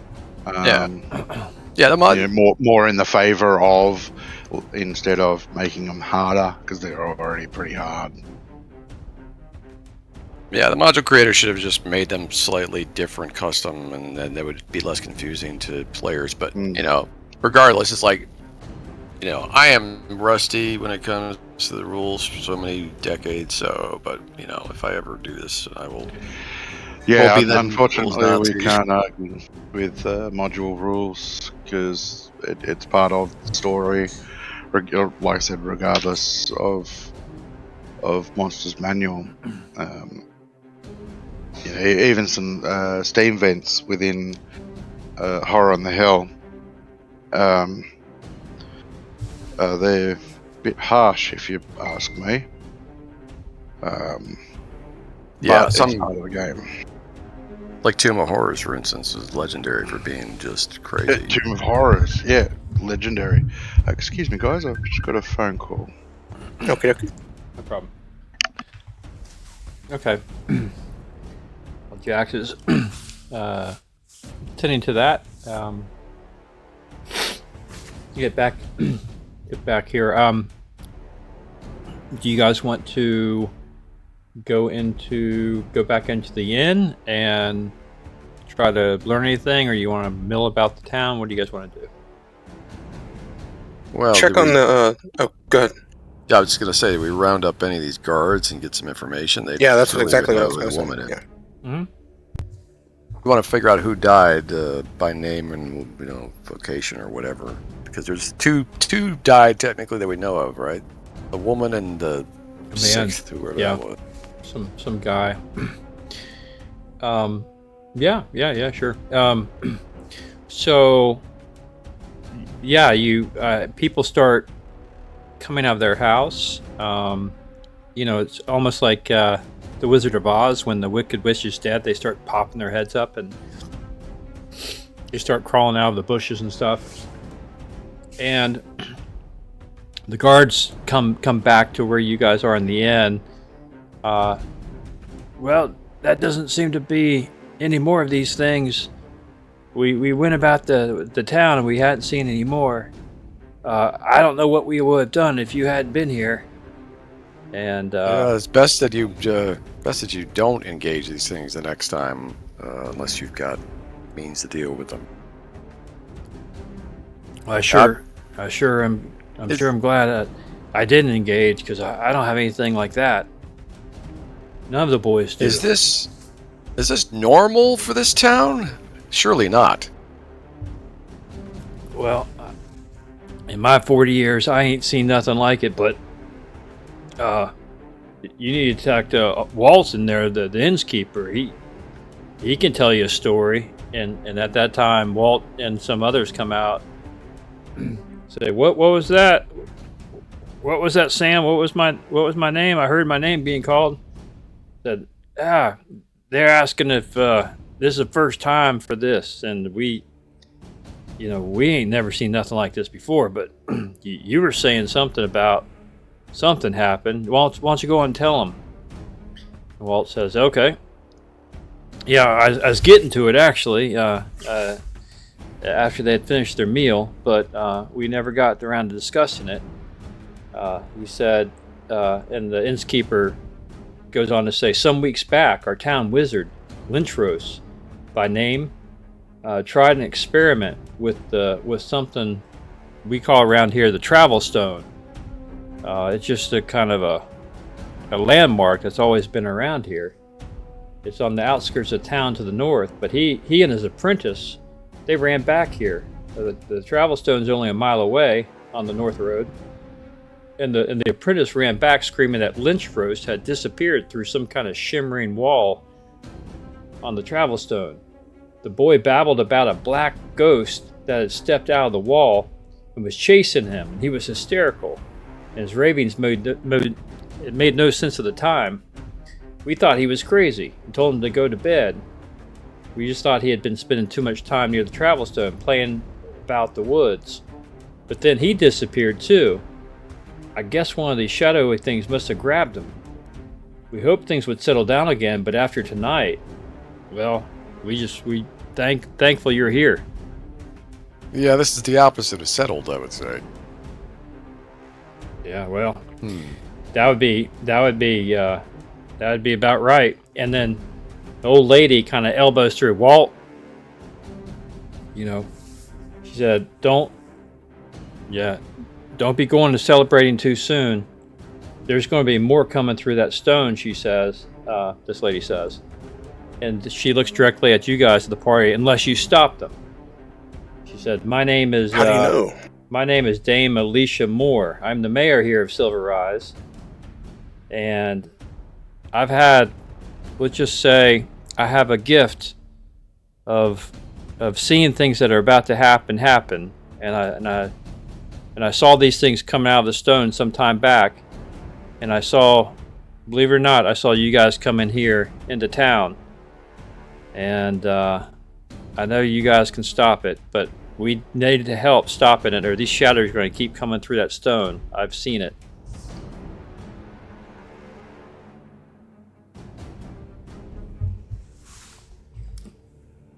How ancient is this stone?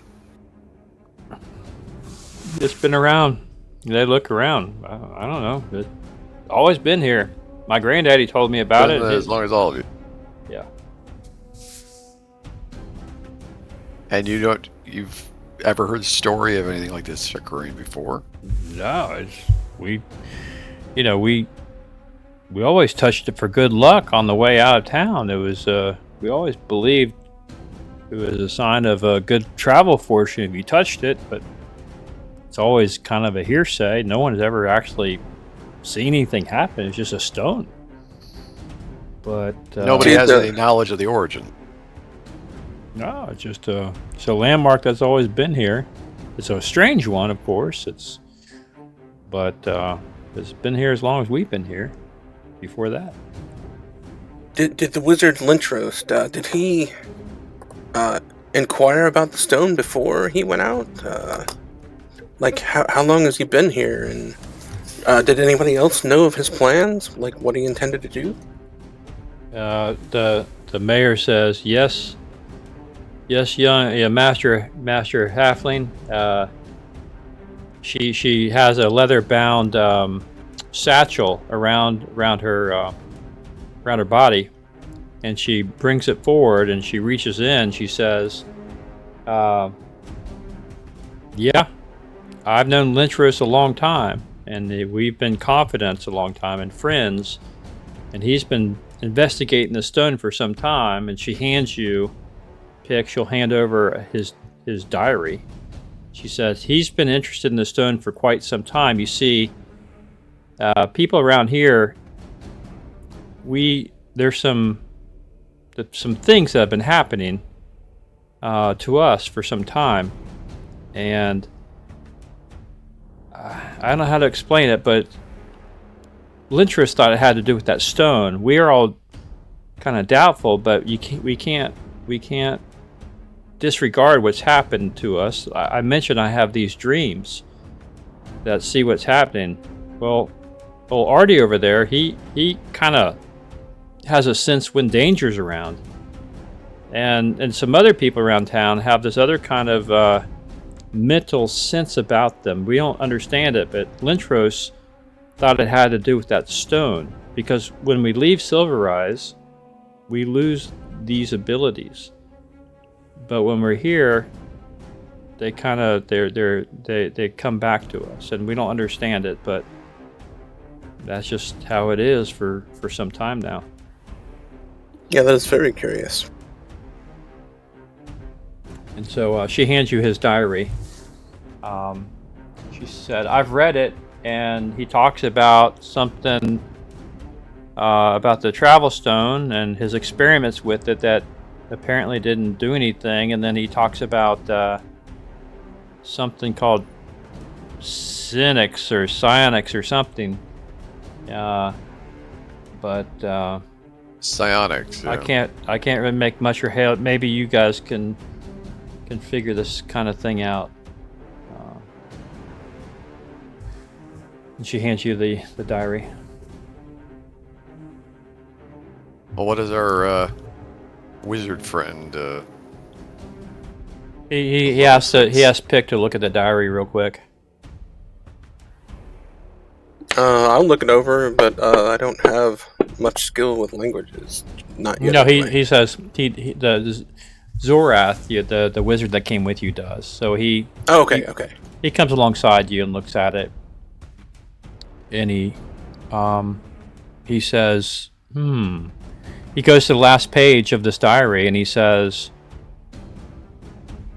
"There's something obscured here." He said, "This last page faints magical aura, and it's been tampered with to look normal." See, this last entry talks about him walking to the stone and back, but that's not what it truly says. I need to try to dispel this. Now, if I'm not successful, I might lose this page, but I don't know how else we can look at it and see what it says. He meant to hide something here. So let me do my best. And so he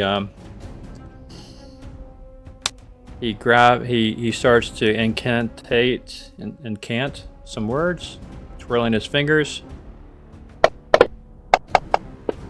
And he does it. He taps it with his finger after he incants or whatever.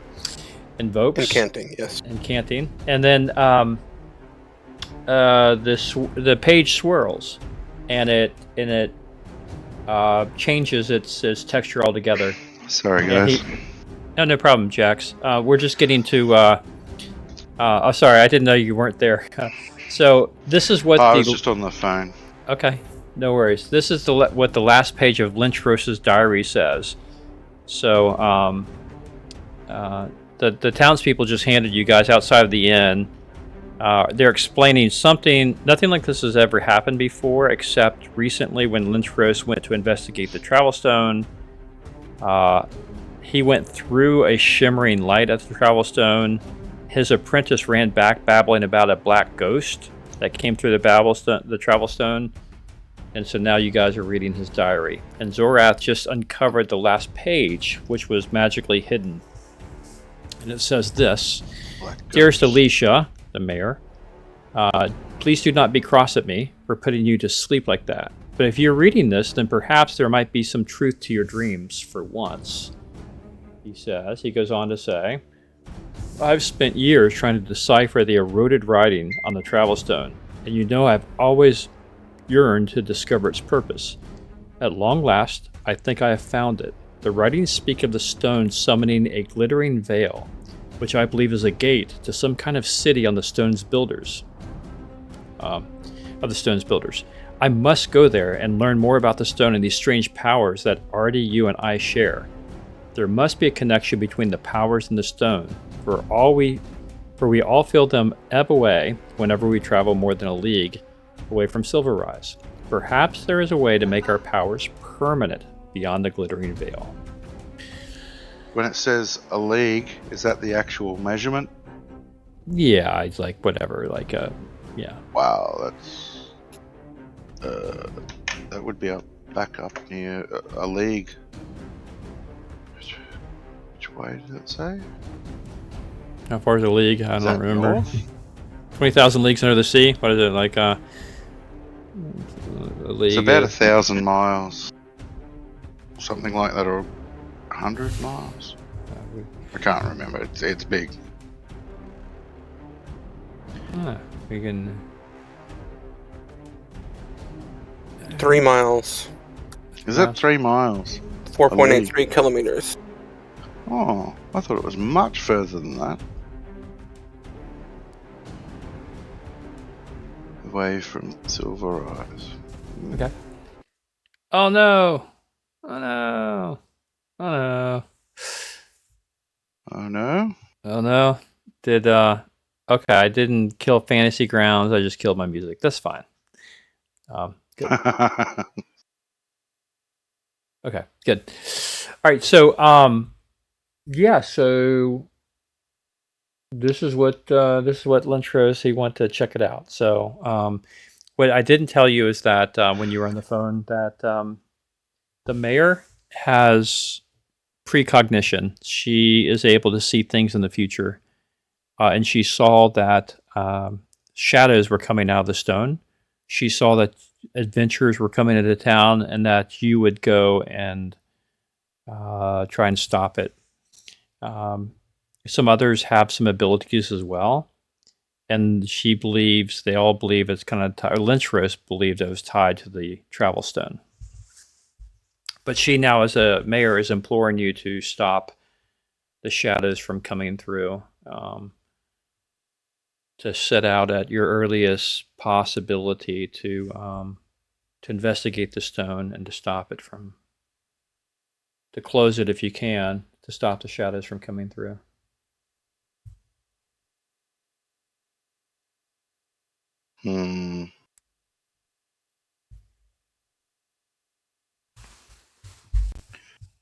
Sorry. And, of course, to find out what happened to Lenchros, as he is on the other side of that stone somewhere.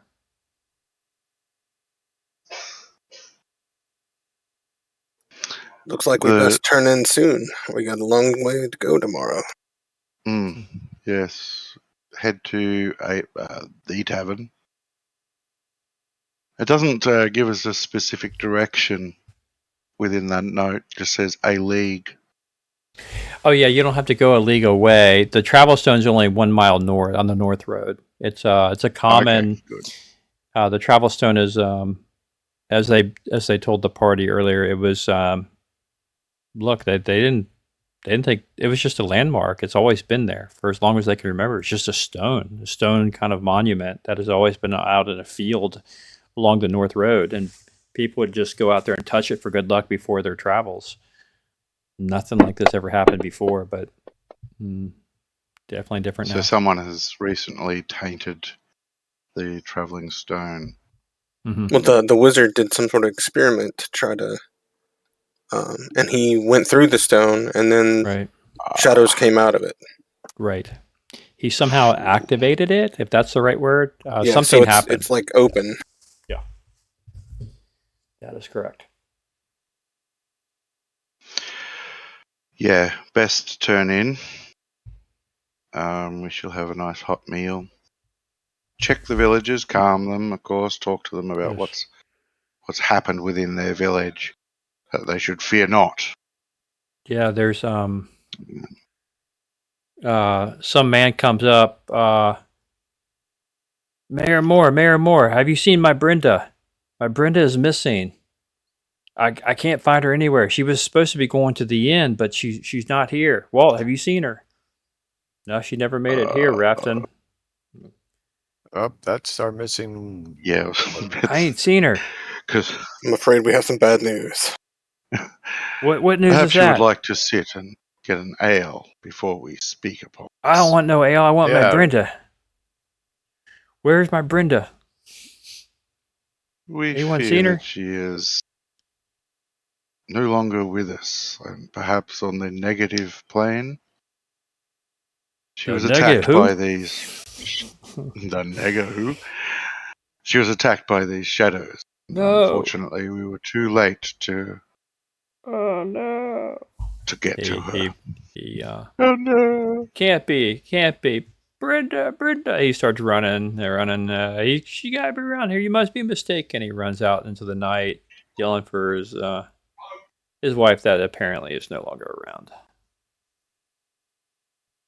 Anyone want to go and subdue him? The mayor Bonk says, on the back of the head.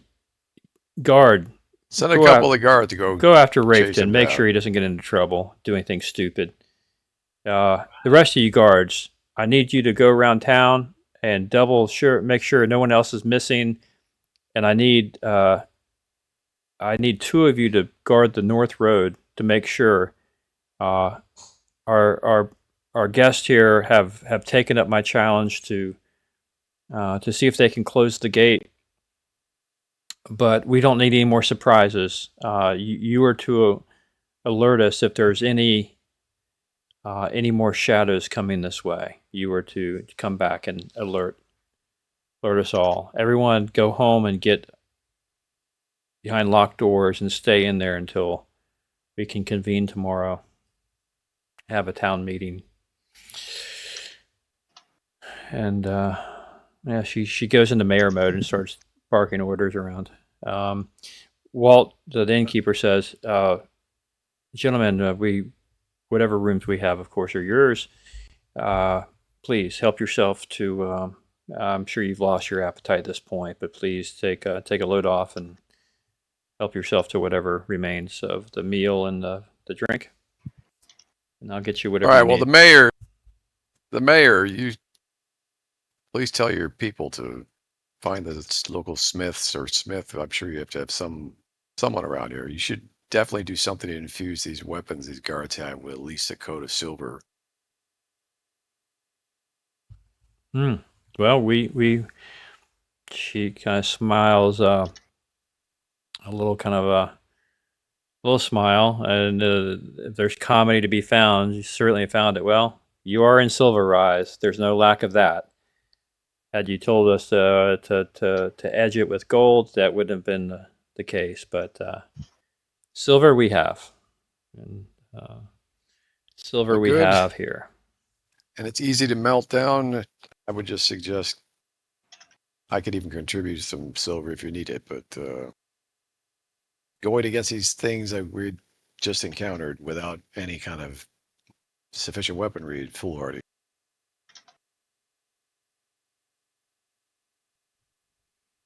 Yep. Dalton is our local smith, cobbler, and all things metallic, I guess. Metallurgy is he's a craftsman, but works mostly with metal. Any big repairs, we have to go and take it to Silver Falls, but I suspect he can fashion something here for the boys. I'll Good, go in see fact, Up him. this hour, we might need some silver arrows. I was about to say, didn't Yes, you- yes. Can we get some silver arrows, please? Oh, about, I don't know, dozen? That'd be great. my sneaky end around there to get to what we need? Yeah, I will. Let me confer with Dalton and see if we can get you some arrow tips made. I don't think that's a problem, and we can get Larry or Leon. Larry's probably not a great medieval What would name be here. the cost of those? Leonton, yeah. There's no cost, or please. At this point, there's no cost to you or your team. No cost. Welcome back. Oh, So Oh, can no we cost. get like, I don't know, half a dozen at least per? So I could use them on my paladin also. So We will make as yeah. many as we can stamp out with the Where's my quivers? wood. We yeah, we will the Fletcher. But we have a couple boys here that are pretty good fletching the arrows, and we'll see what we can do. So say 12 each. That's all right. I can trade in my old arrows. 12 to I still have 20. Yeah, I would say 20. 12 to 20. I'm just thinking in terms of how many I would have in my quiver. I'd say 20 max in my quiver is what I usually do. But Yeah, quiver can hold about 20.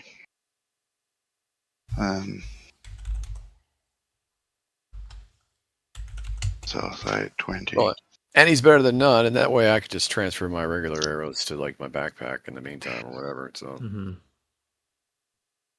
Okay. The mayor says, "Look, we'll work around the clock. This is for the town's good. If you feel like they're needed, then arrows you shall have. We will do our best I to would provide also you some quality advise. arrows." Yes, I would also advise your guards are equipped with a silver sword, silver dagger, silver arrows. well, coat them in silver anyway. Just melt down some yeah, silver and coat yeah. their weapons. It should be easy Coat enough. their weapons, yeah. And if you have a priest within the town, perhaps they could distribute some holy water upon you. Use it basically as a grenade. I have one thing of holy water on my paladin, I think. At least one. I've got 3, and I can over a sleep period, I would be able to make more. Okay. I would simply have to just bless water. That's it. I've And have a vial.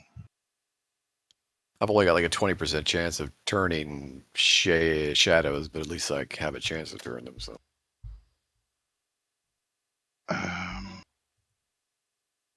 Holy water 3.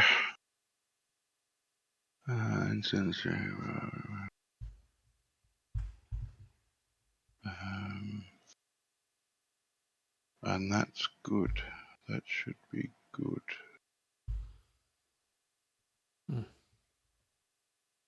So, gentlemen, should we perhaps actually sit down at a table and have a drink and some food? We barely got this down before everything went sideways. Yes, it's yeah, we were just getting served our meals. been about an hour, right? We hadn't So now even it's about finished 10 our o'clock, ale.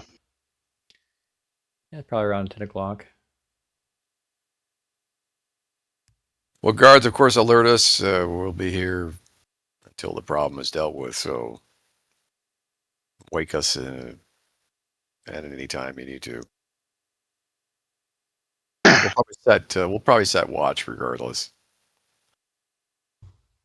Yeah, Aspen will volunteer for that one now that she has some silver arrows.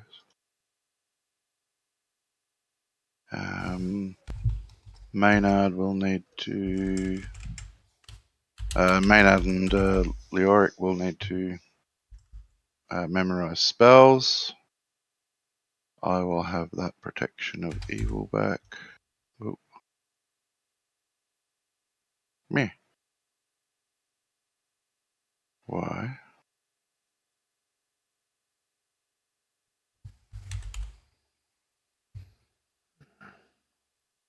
Oh. Yeah, once you How guys have I got no more spell slots? That doesn't you guys make any want to sense. think about your spell selection well. Well, that doesn't make any sense. I can take 5 first levels, and I've only got 4, and it won't allow me to take protection from evil. Huh. Weird.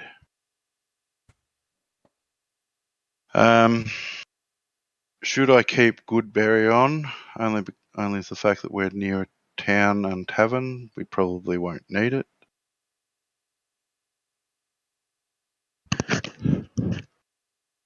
I could put a bark skin that might help the Horus. Wood warp if we're fighting humanoid. Dust devil. Ooh, dust devil.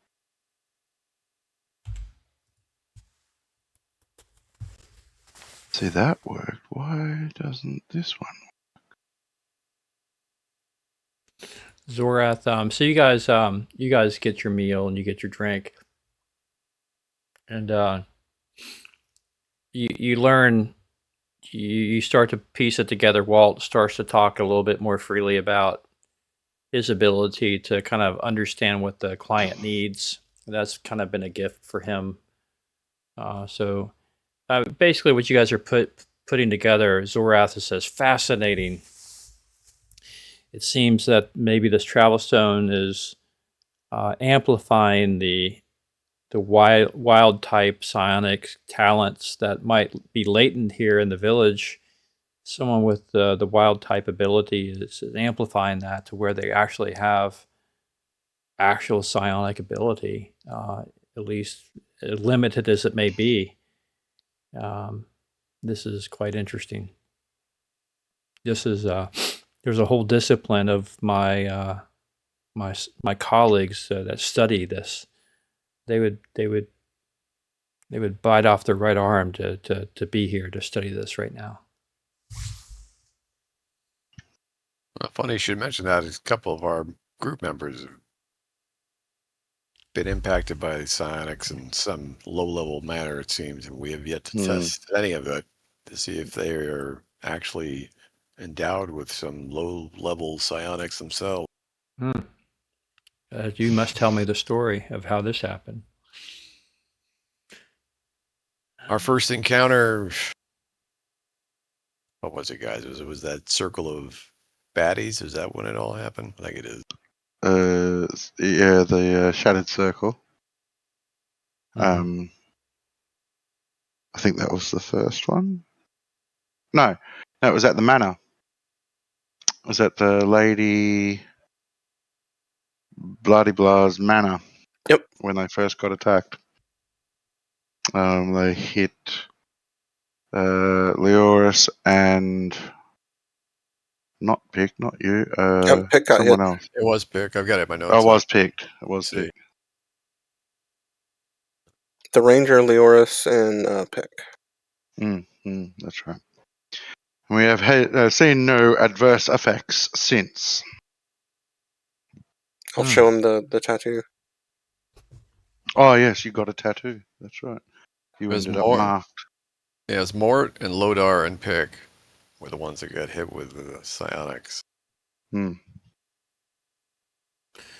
That is fascinating. I must tell Ryben, he's the local scholar about this. I'm sure for some tankards of ale, he will ply you with many questions.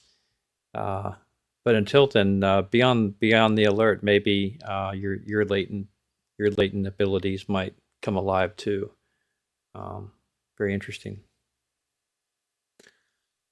Um, okay, so Well, you guys. especially, Oh, sorry. Go ahead. it's ironic that it's both the characters that Pick is running that currently, anyway. Right. Yeah. All right, let's take a look. Okay, so let's get you guys to the gate. I want to get you guys. Well, I don't want to hustle you, but um, you guys basically people the inns emptied pretty quick. With some pats on the back, some thank yous, people scuttled off pretty quickly and got behind their doors. And Yeah, I can't blame. yeah, and bunkered in. Basically, this is pretty unusual stuff for them. Um, you guys have the place to yourself. Walt is kind of wanting to just hang around. And when you guys are ready for dinner, you guys can do that. Yeah, well, yeah, I ready for assume we bed. just eat and get like what 3 rooms, 2 to a room, and we said watch according to the order. Anybody have anything else they want to add to that? Yeah, they said. Nope. Well, I will take a piece of chalk and I'll put the sigil of my lord on the back of the door. Basically, trying to bless that. If anything comes through there that's evil, it's going to get a little tingle.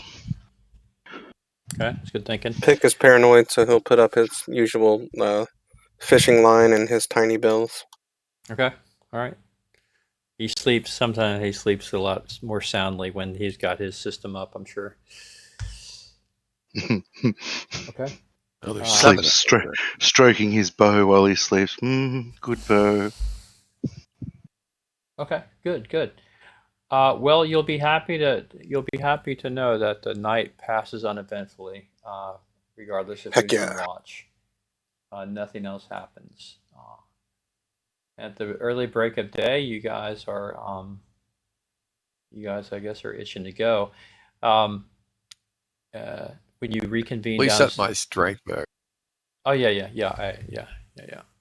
Strength rate. So let me advance it to the next day. Oh, cool! It automatically took it off. Good. Or at 6 a.m. Yeah. Okay.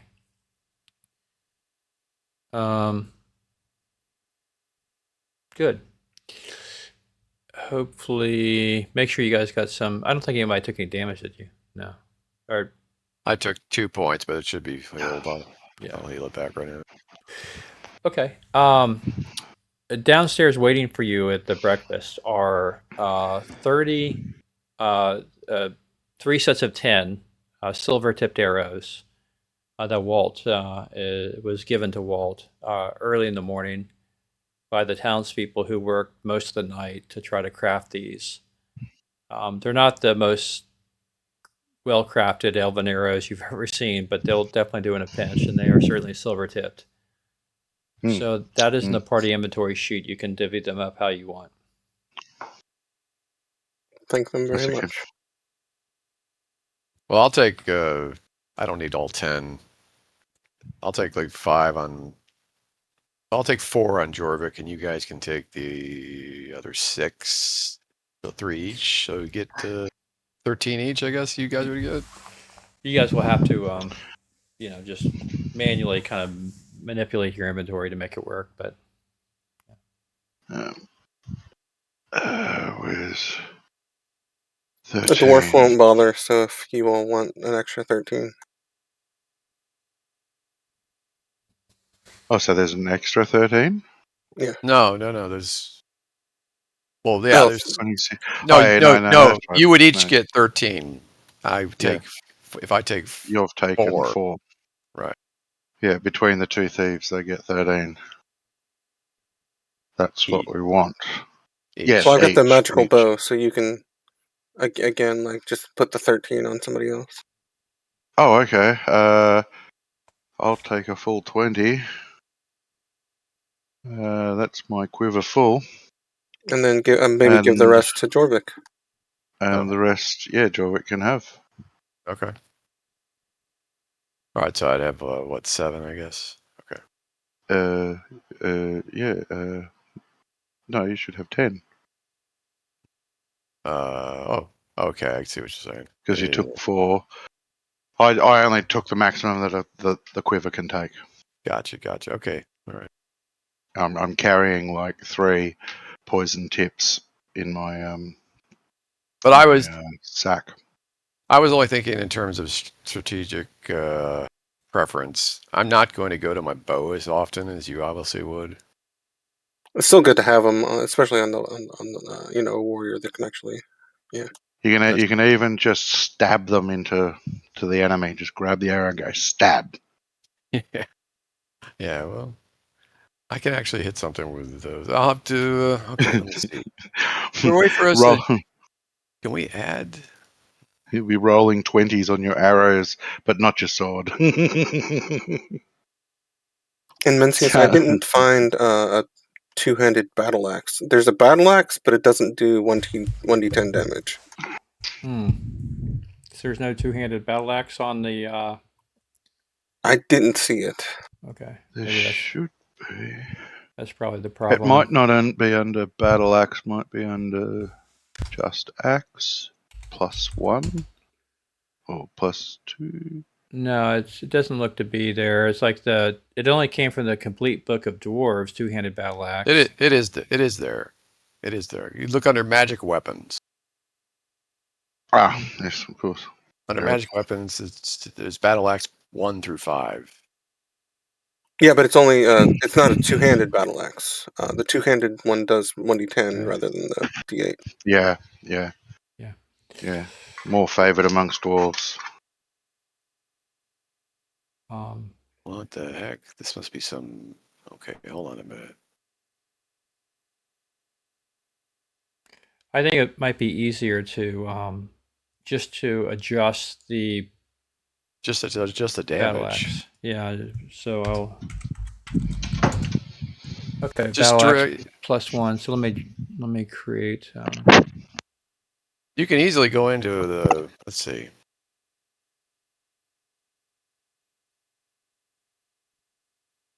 There's some mod that's interfering. Okay. I guess there isn't a way to just change the dice. Yeah, I looked to immediately change the dice, but it looks like it's set in. Maybe the GM could do that, but I can't. I can. Yeah. You got to create. Well, you got to create a copy first of all. So anything out of these books, they're not going to let you change. So what you have to do is you drag the shield off and bring it back in. It immediately produces a copy, and then you adjust your copy. So that's what I'm doing now. So I've created a copy of +1 battle axe. And excellent. now, Thank you so much. Yeah, no problem. And then it's 2. I'll just write the word two-handed battle axe. And then under the gear, give it the different die spread, I guess.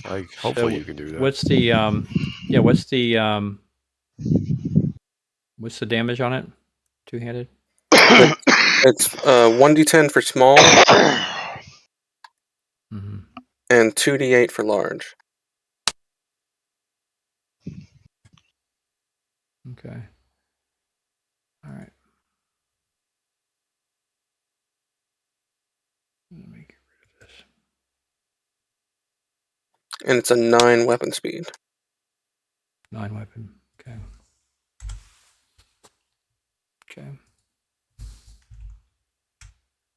Two-handed battle axe. Okay, two-handed battle axe +1, weapon speed 9, +1 to attack bonus. I've got 1 die 10. +1 small medium, and then I need to. How do you add for large? Okay.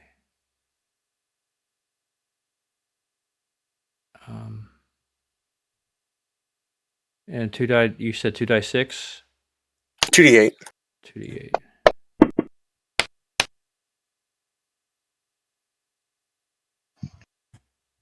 Okay, 2d8 base +1 slashing magic large. Okay.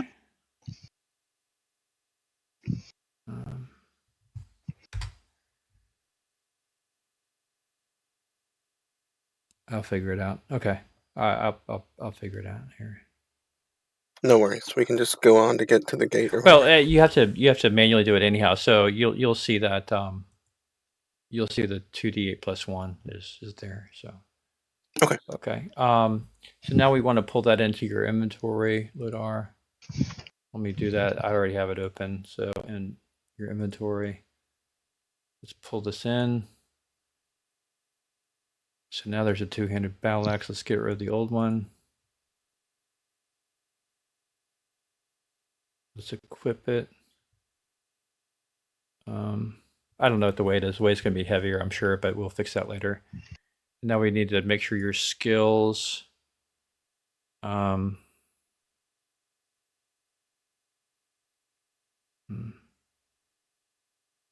proficiencies. Yep, I clicked it. Oh, you see it in there? I didn't see it. Yeah, it's 200, or it's at the very top of the list, and I've clicked it. 200 battle axe +1. Oh, okay, I see it. Yeah. I just, yeah. Cool. All right, I think we're there. I think so. Should work now. Good. Okay. Thank you. Great. Thank you.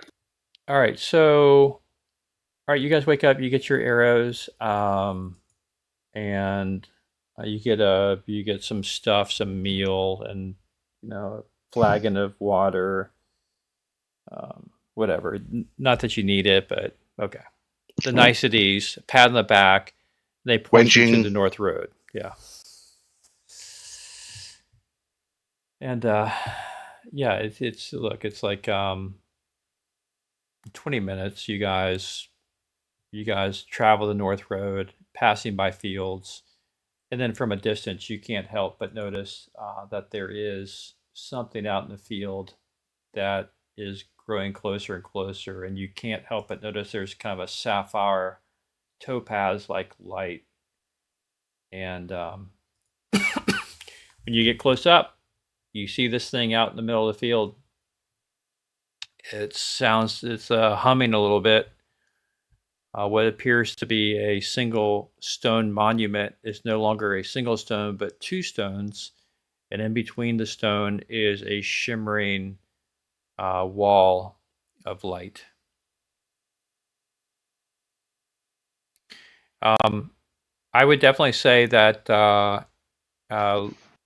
Lodar and Pick, your mind is tingling a little bit.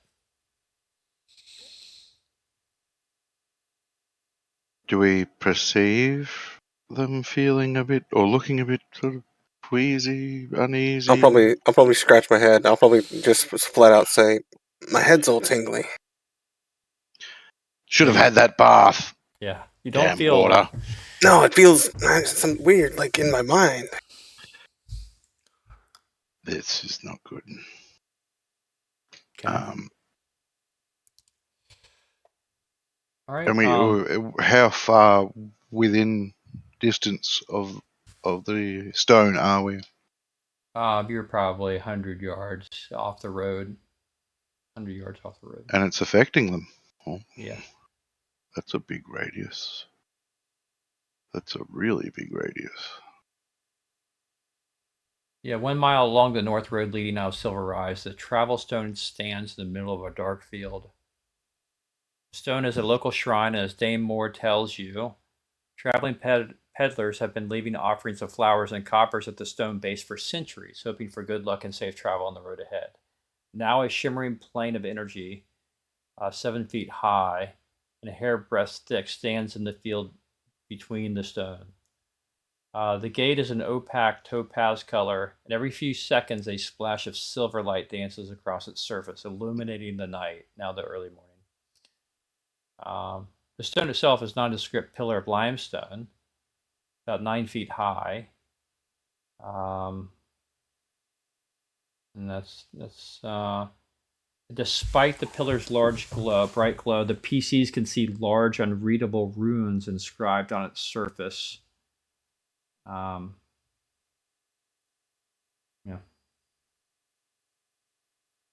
That's it.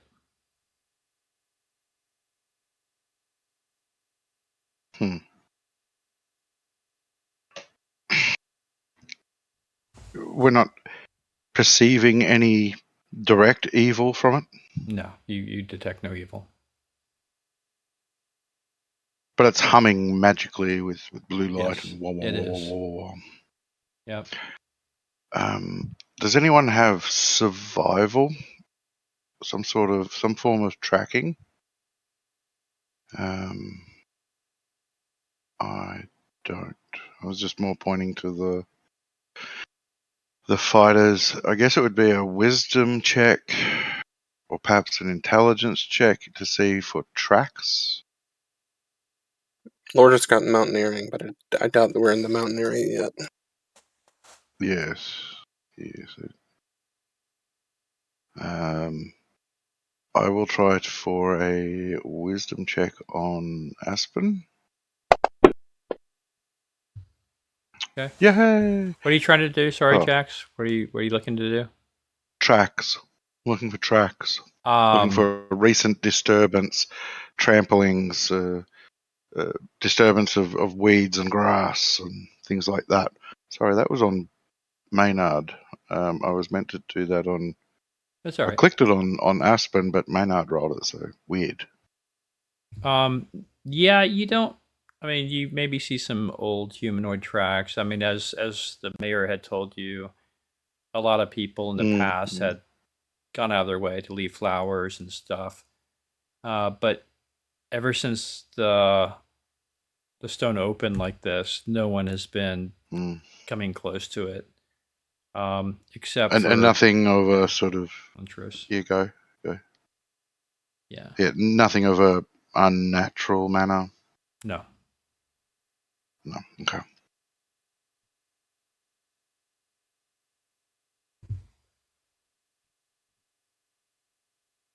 Well, I can't shut it down. We could camp and jump through it, or wait and see if anything comes through it, or jump through it, or smash it to pieces. Smash it to pieces, yeah! Mm-hmm. We should have asked that mayor if she saw us going through it. Yeah, don't forget your your primary mission was to try to find Lenchros, try to find out what's happened to him, and he has gone through apparently the gate. Yes.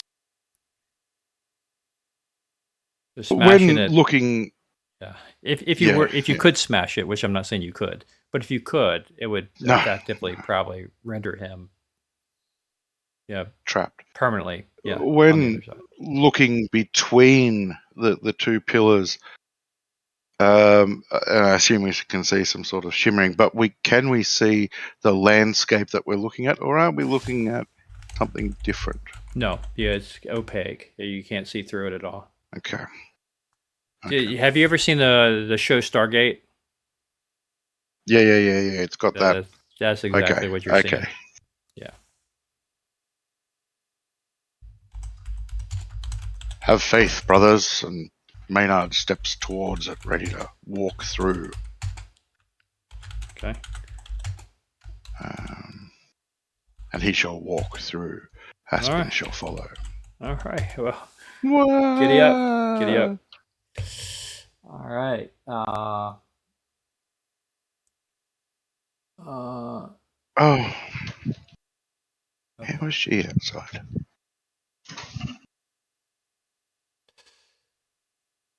All right. Lodar is not one to be Okay, you guys going through shown up. basically? Yeah. Yeah, all so right. he's running through as well. All right. So I'm gonna describe this to you, and I'm gonna have you roll some dice, and then we're gonna call it. Okay.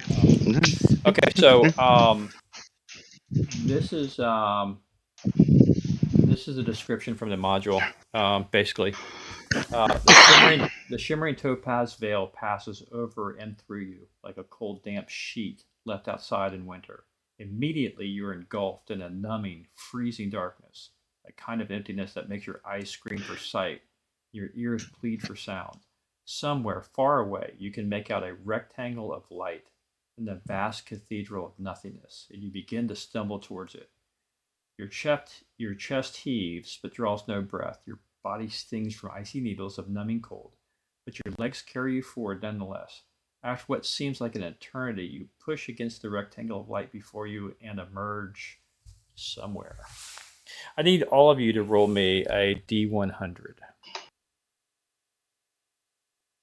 And what? It was just one at a time, Hey, get the fuck out of here. or just tell me what character. Roll the percentile dice, and just tell me what your number is by character.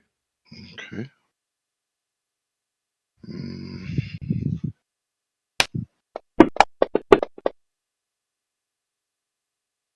So Jorvac was 12. Just rolling D10, not off anything. No, D100. just roll the just roll the D100. 2D10, yeah. sorry. I mean, Yeah, Just click it. It should automatically. to the far right. Yeah. wah, wah. Okay. No. Just click the D100 to the right. Where it says 100. Yeah, just double click that. Oh, okay, sorry. I see that one. Ooh. Yeah. Oh, stop picking them up.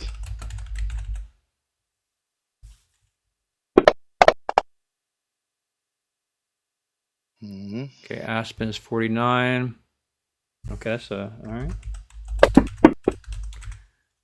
And Maynard is what? 70. 70. Mm-hmm.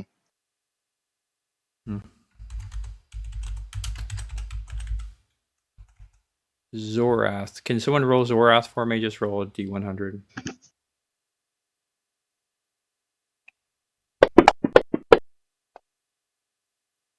$66.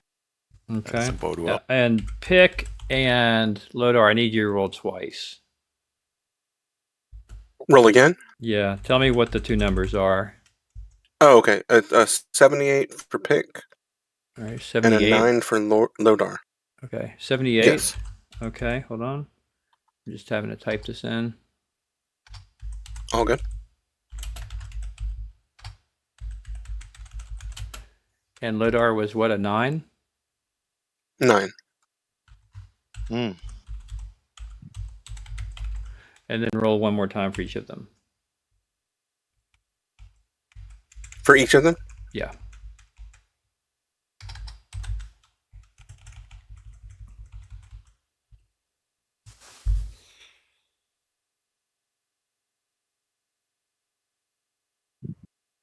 This is when the group always gets the most nervous.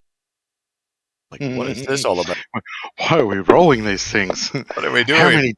How many pieces am I going to end up in? Okay. 30 for Pick, 96 for Yeah. Lodar. Don't wear red shirts. We count it in buckets. Okay. This should be interesting. Okay. All right. Very good. So let me save that. Not share it. That's not a shareable note there.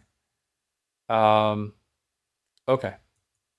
Very cool. So you guys arrive somewhere. When you guys arrive, you land on top of, you come through the rectangle, numbingly cold. It spills you out on the hard ground. There is a stone next to you that shimmers from the inside, like the one you just left, but there's not two of them, and there's not a return gate at all. You're next to a monument, and ahead of you, you see the following.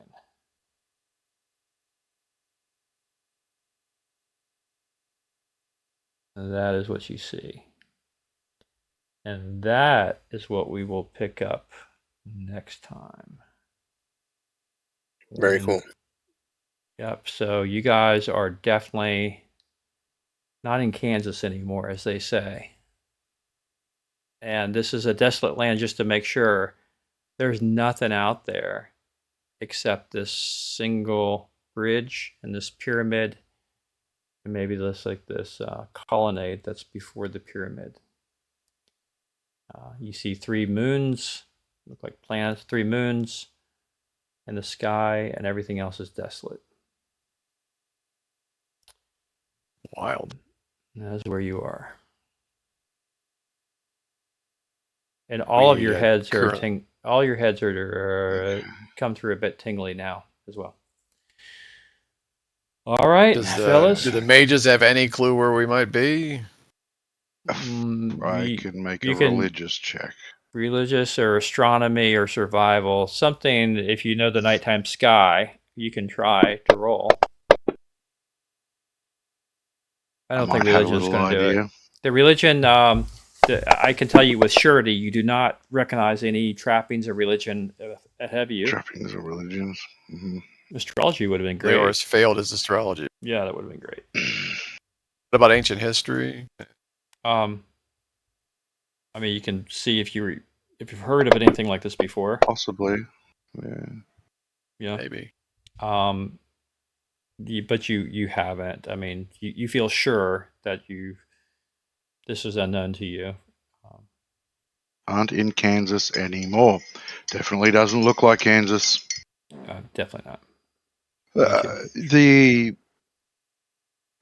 Are we perceiving just any evil, negativity, anything, and not just from I'm talking about just in the air? Are we on the negative plane? Okay, good. You're not on negative plane. Yeah, of that you're sure. You're definitely not on a negative plane.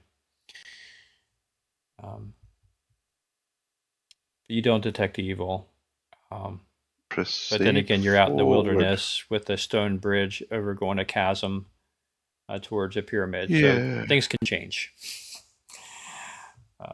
You don't see any life signs anywhere. And there's absolutely no returning through the stone that you just came through. The only path is forward, my friends. Or we could jump into the chasm. You could. Yeah. Game over. Yes, you could. I mean, Pick might survive. I've got the Featherfall. Yeah, actually, you would. Could be a bottomless pit. I don't know. Yeah. Cool. Well, that looks wild. Yeah, we're in for eager to see it next time. Yeah. All right, guys. Good game. Good taking care of the shadows there and dispatching that, and we'll see what this module brings for you. Definitely different. Destruction. Old Dungeon Magazine. Thank you for all your work and good playing with everybody. Yep. Yeah. See you guys later. It was great.